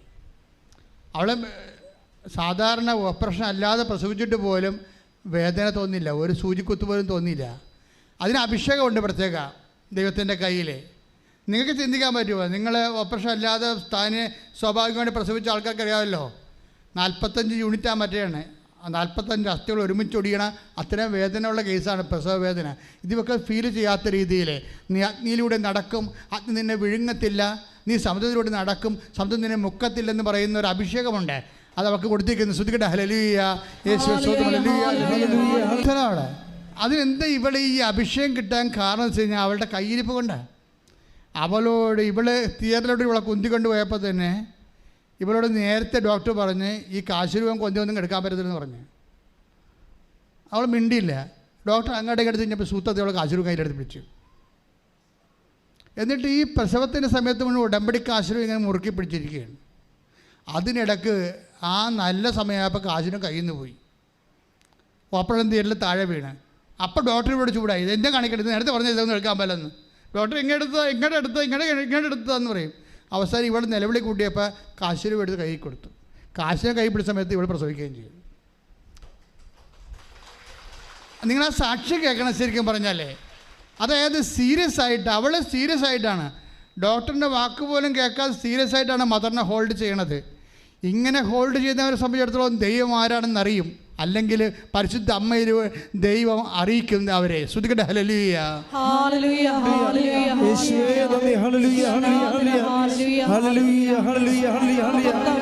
ഉടമ്പടിയിലൂടെ ഞങ്ങളുടെ കൂടെ സഞ്ചരിക്കുന്ന പരിശുദ്ധ അമ്മയുടെ സാന്നിധ്യത്തിന്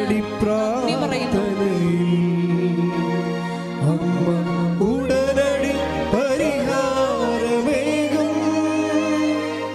ഉടമ്പടി പ്രാർത്ഥനയിൽ അമ്മ ഉടനടി പരിഹാരമേകും അവൻ പറയുന്നത് ചെയ്തിടുകിൽ ജീവിതം ധന്യമായി തീർന്നിടും. അവൻ പറയുന്നത് ചെയ്തിടുകിൽ ജീവിതം ധന്യമായി തീർന്നിടും. പരിശുദ്ധ പരമ ദിവ്യകാരുണ്യത്തിന് ആരാധനയും സ്തുതിയും പുകഴ്ചയും പരിശുദ്ധ പരമ ദിവ്യകാരുണ്യത്തിന് ആരാധനയും സ്തുതിയും പുകഴ്ചയും. അവൻ കാശുരൂപം ഹോൾഡ് ചെയ്യണതും ഒരു സാക്ഷ്യമാണ് ശരിക്കും. അല്ല ഡോക്ടർ പറഞ്ഞതല്ലേ എന്നൊക്കെ പറഞ്ഞുകൊണ്ട് വേണേ എവിടെയെങ്കിലും മാറ്റി വെക്കത്തില്ല. അങ്ങനെയാണ് ഒരു 90% ആൾക്കാർ അങ്ങനെ ചെയ്യത്തുള്ളൂ. ഈ 10% എപ്പോഴും ഹാർട്രിക്ക് അടിക്കണത്. വിശ്വാസത്തെ വിശ്വാസമായിട്ട് കാണുന്ന ആൾക്കാരുണ്ട്, കോംപ്രമൈസ്, ഒത്തുതീർപ്പില്ലാത്തത്. ആരോടും ഒത്തുതീർപ്പില്ല. അവർ അവരുടെ ദൈവവും വേറെ ഒന്നും അവരെ സത്യമായിട്ട് അവർ കരുതണില്ല. ഉടമ്പടി വർക്ക് ചെയ്യണത് അങ്ങനെയാണ്. എങ്ങനെയെങ്കിലുമൊക്കെ ഒപ്പിച്ചെടുക്കാമെന്ന് പറഞ്ഞാൽ നിങ്ങൾക്ക് നിങ്ങൾ ഉടായ്പാണെന്ന് ദൈവത്തെ അറിയാൻ പറ്റും. അപ്പം നിങ്ങളുടെ കാര്യം ഉടായ്പായിട്ട് മാറും. ഈ ദിവസങ്ങളിലുള്ള വേറൊരു സാക്ഷ്യം എനിക്കിഷ്ടപ്പെട്ടത് ജസ്റ്റിൻ്റെ സാക്ഷ്യമാണ്. കടപ്പക്കര, കൊല്ലം കടപ്പക്കര ജസ്റ്റിൻ്റെ സാക്ഷ്യം. അതായത് 30 വർഷമായിട്ട് 3 വർഷമായിട്ട് അദ്ദേഹം വീടില്ല. അദ്ദേഹം വീട് കിട്ടി ഉടമ്പടി, അതല്ല പ്രശ്നം. അയാൾക്ക് 42 വയസ്സുണ്ട്. വൈഫിന് കൂടെ അബോർഷൻ സംഭവിക്കുന്നുണ്ട്. 2ാമത്തെ കുഞ്ഞിന് അബോർഷനാണ്. 3, 4, 5 പ്രാവശ്യം അബോർഷൻ സംഭവിച്ചു. അപ്പോൾ അതിനുശേഷം അതേപോലെ ഉടമ്പടി എടുക്കും. ഉടമ്പടി എടുത്തു കഴിഞ്ഞിട്ട് അയാൾ പറയണത്, ഈ ജീവൻ്റെ തന്തു പൊക്കിളല്ലേ, അതുകൊണ്ട് ഞാൻ ഉടമ്പടി എടുത്തു കഴിഞ്ഞ് അവൾ പ്രഗ്നൻ്റ് ആയപ്പോൾ അവളുടെ പൊക്കിളിൽ കൊണ്ടുവന്ന് ഞാൻ ഉടമ്പടി തേരം പുരട്ടി. അത് സാക്ഷ്യമാണത്. അത് ഭർത്താവിൻ്റെ സാക്ഷ്യമാണ്. ഭാര്യയുടെ പൊക്കിൾക്കൊടിയിൽ ഉടമ്പടി തൈലം പുരട്ടും. ഉടമ്പടി തൈലം പുരട്ടി കഴിഞ്ഞാൽ പിന്നെ അബോർഷനില്ല, തീർന്നു. അത് വെച്ച് അമ്മ ആ വിഷയം ഏറ്റെടുത്തു. കാര്യം നമ്മളത് അമ്മയ്ക്ക് ഏൽപ്പിച്ചല്ല. പക്ഷേ പുരട്ടുമ്പോഴൊക്കെ നിങ്ങൾക്കറിയാം, നിങ്ങളിങ്ങനെ വെളിച്ചെണ്ണ തേച്ച് കുളിക്കാൻ പോണ പോലെ പുരട്ടരുത്. അതതിൻ്റെ ആക്ടിവേഷൻ പ്രിൻസിപ്പിളുണ്ട്. വിശ്വപ്രമാണം ചൊല്ലിയിട്ട് ദൈവത്തെ സ്നേഹിക്കണമെന്ന് ഉറപ്പ് വരുത്തിയിട്ട് വിശ്വസിക്കണമെന്ന് ഉറപ്പ് വരുത്തിയിട്ട് വളരെ ശ്രദ്ധിച്ചാണ് ആ വിഷയം ചെയ്യണത്.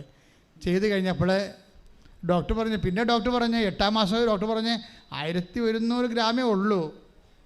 ഇൻക്യുബേറ്ററിൽ നേരത്തെ ഓപ്പറേറ്റ് ചെയ്ത് എടുത്തിട്ട് ഇൻക്യുബേറ്ററിൽ വെക്കേണ്ടി വരുമെന്ന് പറഞ്ഞ്. ഭയങ്കര 1.5-2 ലക്ഷം രൂപയാവും ഇൻക്യുബേറ്ററിൽ വെച്ച് കൊച്ചിനെ വളർത്തി കഴിഞ്ഞാലേ വെയിറ്റ് വെപ്പിച്ചെടുത്താൽ. അപ്പോൾ ഇവൻ പറയും, അതൊന്നുമില്ല ഡോക്ടറെ, കൊച്ചിന് ആ സമയമാകുമ്പോൾ വെയിറ്റ് വെക്കുള്ളൂ. എൻ്റെ മനസ്സിലെന്തായിരിക്കണത്, അമ്മ അതിന് വെയിറ്റ് വെപ്പിച്ചുള്ളൂ എന്നാണ്. പിന്നെ ഒരാഴ്ചക്കുള്ളിൽ 2,800 പെട്ടെന്ന് പ്രസവിച്ചു. ആ കറക്റ്റ് 10 മാസം ആയപ്പോൾ ആൾ പ്രസവിച്ചു. നല്ല ഉഗ്രൻ കുഞ്ഞ്. അതായത് ഈ വിശ്വാസ യാത്രയാണിത്. ഒരപ്പൻ്റെ വിശ്വാസ യാത്രയാണ്. സ്വന്തം ജീവിത പങ്കാളിയുമായിട്ട് കുഞ്ഞുങ്ങളുമായിട്ടുള്ള അപ്പൻ്റെ. ഇതൊക്കെ ചെറുപ്പക്കാരാണ് മനസ്സിലാക്കണം. ചെറുപ്പക്കാരൊക്കെ ഇന്ന് എത്രയോ സുന്ദരമായ രീതിയിലാണ് അവരുടെ ജീവിതത്തിൻ്റെ അവസ്ഥകളിൽ വിശ്വാസത്തെ ഉടമ്പടി വഴി ആപ്ലിക്കേറ്റ് ചെയ്യണത്. നമ്മളെ ഞെട്ടിച്ച് കളയും. അതുകൊണ്ട് ഞാനീ പറഞ്ഞ സാക്ഷ്യങ്ങളെല്ലാം നോക്കുക. ഇതെല്ലാം ഒരു സാധാരണ മനുഷ്യരുടെ സാക്ഷ്യങ്ങളാണ്. സാധാരണ മനുഷ്യരെ എത്ര വിശ്വാസത്തോടു കൂടിയാണ് ഉടമ്പടിയെ ആക്ടിവേറ്റ് ചെയ്യണത്, ദൈവം അവരോട് സത്യസന്ധമായിട്ട് ഇൻട്രാക്ട് ചെയ്യണത്. അതിന് ഇവൻ ചെയ്യേണ്ട ഒരു കാര്യമുണ്ട്. എന്തുകൊണ്ടാണ് ഇവന് പൊക്കിൾക്കൊടിയിലൊക്കെ കൊണ്ടുപോയി ഉടമ്പടി തൈലം പൂശുമ്പോഴേ ദൈവം അത് ഏറ്റെടുക്കാൻ കാരണമുണ്ട്. അപ്പം ഇവിടെ പറഞ്ഞിരിക്കുന്ന കാര്യം, ഇന്നലെ പറഞ്ഞ കാര്യം, ഞാൻ ഈ പത്രം കൊടുക്കുമ്പോഴല്ലോ ഞാൻ നോക്കും ഈ പത്രം ആർക്കാണ് കിട്ടണത്. എനിക്കൊരു നിർബന്ധമുണ്ട്, കർത്താവിനെ അറിയാത്തവരാണോ എന്ന് അറിയണം. അറിയാത്തവരാണെങ്കിൽ മാത്രമേ ഞാൻ കൊടുക്കത്തുള്ളൂ എന്നാണ്. അതാണ് വിഷയം. കർത്താവിനെ അറിയാത്തവരാണെന്ന് ഞാൻ ഉറപ്പ് വരുത്തിയിട്ടാണ് ഈ പത്രം പ്രാർത്ഥിച്ച് കൊടുക്കണത്. അവർ കർത്താവിനെ അറിയാൻ വേണ്ടി. ഇങ്ങനെയുള്ളവർ ദൈവം അറിയാതിരിക്കുമോ? ശ്രുതിക്കട്ടെ, ശ്രുതിക്കട്ടെ. ഹല്ലേലൂയ.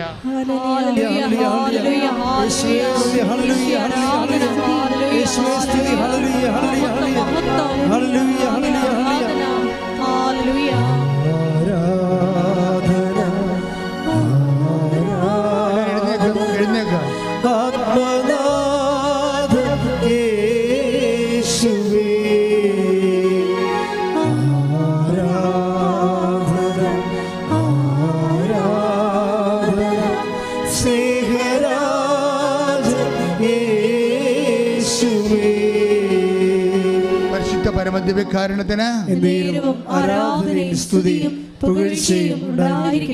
പ്രിയപ്പെട്ടവരെ, സത്യസന്ധമായി ഇതുപോലെ ഉടമ്പടി ആക്ടിവേറ്റ് ചെയ്താൽ നിങ്ങളൊരു ഫ്രഷ് ഹാൻഡ് ആണെങ്കിൽ പോലും, ആദ്യമായിട്ടും ഈശ്വരനെ അറിയുന്നവരാണെങ്കിൽ പോലും, കർത്താവ് നിങ്ങളോട് ഉടമ്പടിയിലൂടെ മറുപടി പറയും.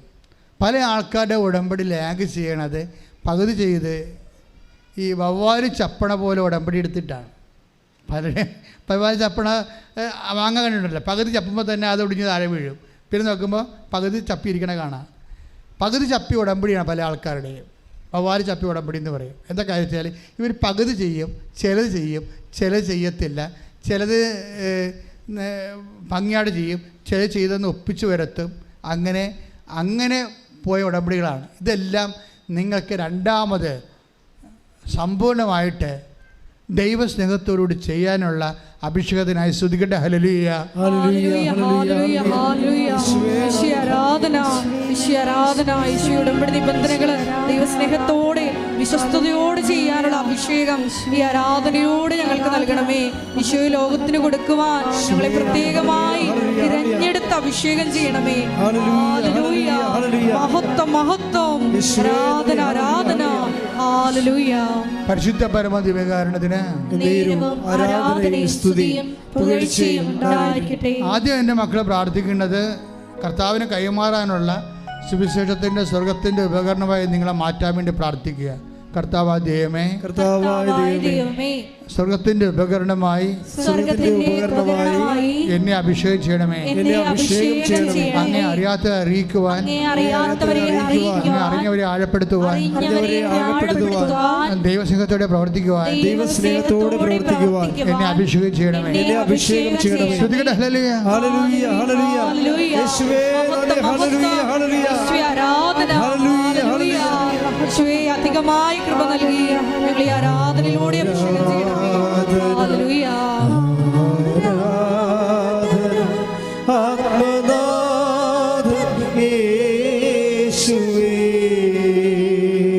ഇപ്പം നമ്മൾ സജ്ജിയായാലും ആരായാലും അവിടെ വില എങ്ങനെയാണ് അവർ കൂട്ടിയത് നിങ്ങൾക്ക് മനസ്സിലായില്ലേ? മനുഷ്യരുടെ മുമ്പിൽ എന്നെ ഏറ്റുപറയുന്നവനെ ഞാൻ എക്സ്പോർട്ട് ക്വാളിറ്റി ആക്കും എന്നാണ് ഈശോ പറഞ്ഞത്. സ്വർഗീയ വിനിമയത്തിനായി ഞാൻ ഒരുക്കി വെക്കും. അതിൻ്റെ വില കൂടിയെന്ന് എൻ്റെ അർത്ഥം.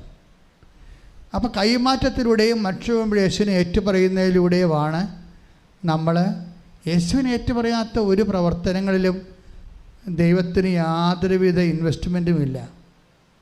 സഭയിലൊക്കെ എന്തുമാത്രം സാമൂഹ്യ പ്രവർത്തനം നടക്കുന്നതാണ്. പക്ഷെ അതിലൊന്നും യേശുവിനെ അവർ ഏറ്റുപറയുന്നതായിട്ട് ഞാൻ കണ്ടിട്ടില്ല. പല പ്രവർത്തനങ്ങളിലും ചില അച്ഛന്മാർ ലോഹ ഒരിക്കലും ഉപയോഗിക്കാറില്ല. നിങ്ങളുടെ വീടുകളിലൊക്കെ വരും ഇടവക വികാരം ലോഹയൊക്കെ ഇടാതെ. അങ്ങനെ ബുദ്ധിമുട്ടാണ് യേശുവിനെ അത് ഏറ്റുപറയാൻ. അവരങ്ങനെയുള്ളവർ നിങ്ങൾ സ്വീകരിക്കേണ്ട ഒരു കാര്യമില്ല. എന്താ കാര്യം? അവരോട് പറയണം, നിങ്ങൾ ഇത് ഈ വസ്ത്രമൊക്കെ ഇട്ടിരിക്കുന്നത് കർത്താവിനെ ഏറ്റുപറയാൻ വേണ്ടിയാണ്. നിങ്ങൾക്കത് പേടിയാണ്. അതാ പ്രശ്നം. ഞങ്ങളുടെ മുമ്പിൽ അവർക്ക് ഞാൻ ക്രിസ്തുവിൻ്റെ ശുശ്രൂഷകനാണെന്ന് അറിയിക്കാനുള്ള ബുദ്ധിമുട്ടുണ്ട്, മാനസിക ബുദ്ധിമുട്ട്. അവർക്ക് അവരുടെ സ്വാതന്ത്ര്യമില്ല. അത് എപ്പോഴും നമ്മൾ ശ്രദ്ധിക്കണം. നിങ്ങളെ വിശ്വാസികളാകുമ്പോൾ അതൊരു കാര്യമില്ല. അങ്ങനെയുള്ള ക്രിസ്തുവിൻ്റെ ചൈതന്യത്തിന് നിരക്കാത്ത കാര്യങ്ങൾ. അപ്പോൾ നിങ്ങൾ ഓർക്കും ലോകയിലാണ് അച്ഛൻ ഇരിക്കണമെന്ന്. അങ്ങനെയല്ല. അച്ഛനെന്ന് പറയുമ്പോൾ ഈ സമൂഹത്തിൽ ശുശ്രൂഷ ചെയ്യുമ്പോൾ കർത്താവിൻ്റെ ഒരു അടയാളമായിട്ട് ഒരു വിശുദ്ധ വസ്ത്രം കൊടുത്തിട്ടുണ്ട്. അത് മാനിച്ച് ശുശ്രൂഷ ചെയ്യുമ്പോൾ അത് ക്രിസ്തുവിനെയാണ് അവർ കൈമാറണത്. അല്ലെങ്കിൽ പാൻസും കോട്ടോട്ട് ജോലി ചെയ്യാൻ ആർക്കാ പറ്റാത്തത്? അത് ക്രിസ്തുവിനെ കൈമാറണം എന്താ ഉറപ്പിരിക്കണത്? അവരവിടെ തന്നെ കൈമാറി ചിലപ്പോൾ ലക്ഷണം കൊടുക്കുമായിരിക്കും, പക്ഷെ കഥയില്ല. അപ്പോൾ മനുഷ്യരുടെ മുമ്പിൽ എൻ്റെ നാമത്തിൽ ഒരു ഗ്ലാസ് പച്ചവെള്ളമാണ് കൊടുക്കുന്നുണ്ടെങ്കിൽ അത് കർത്താവിന് നാമത്തിൽ കൊടുക്കണം. ക്രിസ്തു മഹത്വപ്പെടണം മക്കളെ. ഉടമ്പടിയിലെ ആത്യന്തികമായ ലക്ഷ്യം അതാണ്. അതിപ്പോൾ ഓരോരുത്തരെയും കണ്ടില്ലേ നിങ്ങൾ? ആ സാക്ഷ്യം പറഞ്ഞ ഓരോരുത്തരെയും അവരുടെ ജീവിതത്തിൽ വിശേഷ വിദ്യയായി അവർ ക്രിസ്തുവിനെ ഏറ്റുപറയുമ്പോൾ തീർച്ചയായിട്ടും അവർ മഹത്വപ്പെടുത്തുന്ന കർത്താവിനെ മഹത്വപ്പെടുത്തിയാൽ എന്താ സംഭവിക്കണത്? ദൈവം നമ്മളെയും മഹത്വപ്പെടുത്തും. അത് അങ്ങോട്ടുള്ള ഒരു ഉഭയകക്ഷി ഇടപെടലാണ്. ദൈവത്തെ നമ്മൾ മഹത്വപ്പെടുത്തിയാൽ ദൈവം നമ്മളെയും മഹത്വപ്പെടുത്തും. പിതാവേ, ഭൂമിയിൽ ഞാൻ അങ്ങയെ മഹത്വപ്പെടുത്തി, അതിനാൽ ആകയാൽ അങ്ങേപ്പക്കൽ എന്നെ മഹത്വപ്പെടുത്തണമേ. ഈശോ പ്രവർത്തിച്ചതല്ലേ? അപ്പോൾ ഈ ഭൂമിയിൽ മഹത്വപ്പെടുത്തുന്നത് എന്താണ്? മനുഷ്യരുടെ മുമ്പിൽ കർത്താവിനെ ഏറ്റുപറയുന്നതിലൂടെയാണ്. ഉടമ്പടിയിൽ ഒത്തിരിയേറെ അവസരങ്ങളാണ്.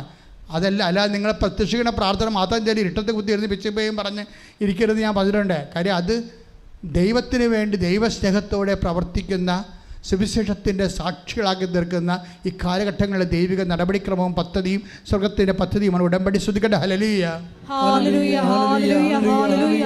യേശുവേ, ഉടമ്പടി എന്ന വലിയ പദ്ധതിയിൽ ഞങ്ങളെ പങ്കാളികളാക്കി അവിടുത്തെ ഹല്ലേലൂയ, ഹല്ലേലൂയ. മഹത്വം, മഹത്വം. പരിശുദ്ധ പരമ ദിവ്യകാരുണ്യത്തിന് ആരാധനയും സ്തുതിയും പുകഴ്ചയും ഉണ്ടായിരിക്കട്ടെ. പരിശുദ്ധ പരമ ദിവ്യകാരുണ്യത്തിന് ആരാധനയും സ്തുതിയും പുകഴ്ചയും ഉണ്ടായിരിക്കട്ടെ. പരിശുദ്ധ പരമ ദിവ്യകാരുണ്യത്തിന് ആരാധനയും സ്തുതിയും പുകഴ്ചയും ഉണ്ടായിരിക്കട്ടെ. Price the Lord. എൻ്റെ പ്രിയമുള്ളവരെ, നമ്മൾ അഭിഷേക ശുശ്രൂഷയ്ക്ക് പ്രവേശിക്കുകയാണ്.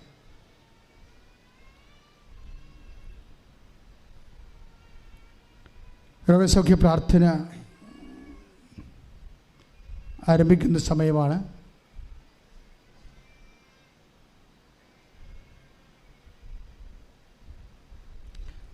രോഗസൗഖ്യ പ്രാർത്ഥനയുടെ സമയത്ത് ഓരോ സമയത്ത് നിങ്ങളെ കൈകൾ വെച്ച് പ്രാർത്ഥിക്കണം. രോഗമുള്ളിടത്ത്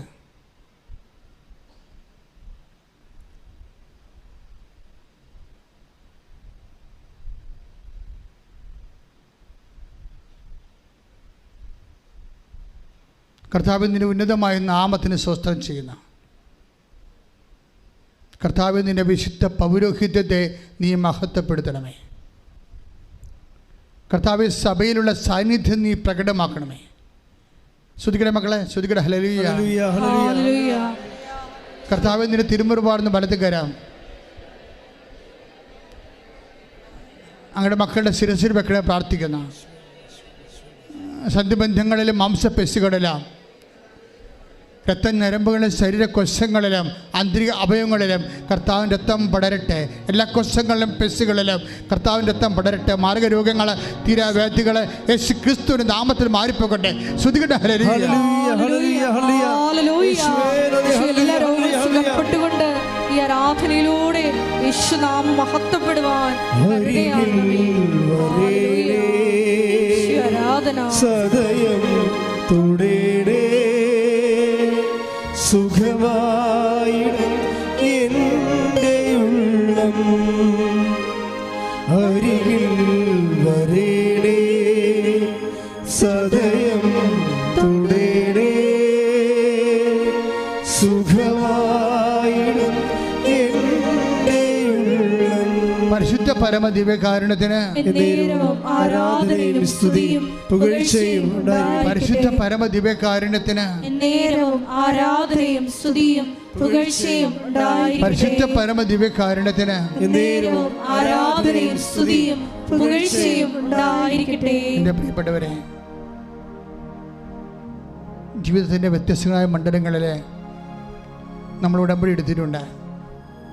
ഈ ആഴ്ചയിൽ ഉടമ്പടി എടുത്തവരും എടുക്കാൻ പോകുന്നവരും അവരുടെ ജീവിത മണ്ഡലങ്ങളിലെല്ലാം അവർക്ക് വീഞ്ഞില്ല എന്ന് കണ്ണീരോടെ എന്ന വിശ്വാസത്തോടെ ഈശോയോട് പറഞ്ഞ പരിശുദ്ധ അമ്മയുടെ ദൈവിക മാധ്യസ്ഥത്തിലാണ് ഉടമ്പടി പുലരുന്നത്. അമ്മയെ പരിശുദ്ധ അമ്മ ജോലിയില്ലാത്തവർ ഇപ്പോൾ പ്രാർത്ഥിക്കുന്നു. ശ്രുതിക്കട്ടെ മക്കളെ. അമ്മയെ പരിശുദ്ധ അമ്മ വീടില്ലാത്തവർ പ്രാർത്ഥിക്കുന്ന, വിസ ലഭിക്കാത്തവർ പ്രാർത്ഥിക്കുന്ന, പരീക്ഷ തോക്കുന്നവർ പ്രാർത്ഥിക്കുന്ന, പരീക്ഷ എഴുതാൻ പോകുന്നവർ, ഇൻ്റർവ്യൂ അഭിമുഖീകരിക്കുന്നവർ, യാത്ര ചെയ്യാൻ പോകുന്നവർ, വിദേശയാത്രയ്ക്ക് ഒരുങ്ങുന്നവർ, വിദേശയാത്രയിൽ കുടുങ്ങിപ്പോയവർ, ജയിലകപ്പെട്ട മക്കൾ, പലതരത്തിലുള്ള സാമ്പത്തിക തടസ്സങ്ങളുള്ളവർ, വീട്ട് തടസ്സങ്ങളുള്ളവർ, കർത്താവ് അവരിപ്പോൾ കണ്ണുനീരോടെ ഞങ്ങളുടെ തിരുസനെ പ്രാർത്ഥിച്ചുകൊണ്ടിരിക്കണം. ദൈവമേ, എൻ്റെ കർത്താവ് കുഞ്ഞുങ്ങളില്ലാത്ത പ്രാർത്ഥിക്കുന്നുണ്ട്, വിവാഹമൊത്തോരത്തിൽ പ്രാർത്ഥിക്കുന്നുണ്ട്. കർത്താവ് പലതരത്തിലുള്ള ഡൈവേഴ്സ് അവൻ്റെ വക്കിലെത്തിക്കുന്നവരും അതിൻ്റെ കേസ് നടക്കുന്നവരും പ്രാർത്ഥിക്കുന്നുണ്ട്. ദൈവത്തിൻ്റെ തിരുമനസ് സ്വീകരിക്കാൻ അവിടെ മനസ്സൊരുക്കണമെന്ന് പ്രാർത്ഥിക്കുന്നു. ദൈവത്തിൻ്റെ കണ്ണ് ചൊരിയട്ടെ, ദൈവത്തിൻ്റെ കണ്ണ് ചൊരിയട്ടെ. കർത്താവ് വരുമാനം മുട്ടിപ്പോയവർ ചെയ്തവരുകൊണ്ടിരിക്കുന്ന വരുമാനം മാർഗമില്ലാതെ വിഷമിക്കുന്നവർ, കർത്താവ് വീടില്ലാത്തവർ, എല്ലാ തരത്തിലും വിഷമം അനുഭവിക്കുന്ന കർത്താവ് കണ്ണിലൂടെ പ്രാർത്ഥിക്കുന്നുണ്ട്. ദൈവം അവരെല്ലാം കർത്താവിൻ്റെ കണ്ണ് ചൊരിയട്ടെ പ്രാർത്ഥിക്കുന്ന ദൈവത്തിൻ്റെ കൃപ ചൊരിയുടെ കർത്താവ്. ഭർത്താവ് മരിച്ചുപോയവർ, ജീവിത പങ്കാളി മരിച്ചുപോയവർ, അകന്ന് താമസിക്കുന്നവർ, മക്കളില്ലാത്തവർ, മക്കൾക്ക് അപകടം പറ്റിയവർ, കർത്താവ് പലതരത്തിലുള്ള വിഷമം അനുഭവിക്കുന്നവർ കണ്ണീരോടെ പ്രാർത്ഥിക്കുന്ന കർത്താവ്. നിന്റെ വിശുദ്ധ പൗരോഹിത്യത്തെ മഹത്വപ്പെടുത്തി പ്രാർത്ഥിക്കുന്ന കർത്താവ്. പലതരത്തിലുള്ള സാമ്പത്തിക സ്ഥാപനങ്ങളുടെ കേസുള്ളവർ, കർത്താവ് തടസ്സങ്ങളുള്ളവർ, കർത്താവ് ലോൺ കിട്ടാത്തവർ, കർത്താവ് അവരെല്ലാം പ്രാർത്ഥിക്കുന്ന കർത്താവ്. ദൈവമേ, എന്ത് ചെയ്യണം, ആര് സഹായിക്കുമെന്ന് അറിയാൻ പാടില്ലാത്ത കർത്താവ് വിഷമിക്കുന്ന മക്കൾ കണ്ണീരോടെ പ്രാർത്ഥിക്കുന്ന ദൈവത്തിൻ്റെ കരുണ ചൊരിയട്ടെ. ശ്രുതികട്ടെ. ഹല്ലേലൂയ, എല്ലാ ജീവിത ദുരിതങ്ങളെ ഏറ്റെടുത്തുകൊണ്ട് ഈശോയെ നിന്റെ നാമം ഈ ആരാധനയിലൂടെ മഹത്വപ്പെടുത്തണമേ. ഹല്ലേലൂയ, മഹത്വം. മുട്ടിൽ നിന്ന് മൗനമായി പ്രാർത്ഥിക്കട്ടെ. മുട്ടിൽ നിന്ന് മൗനമായി പ്രാർത്ഥിക്കട്ടെ.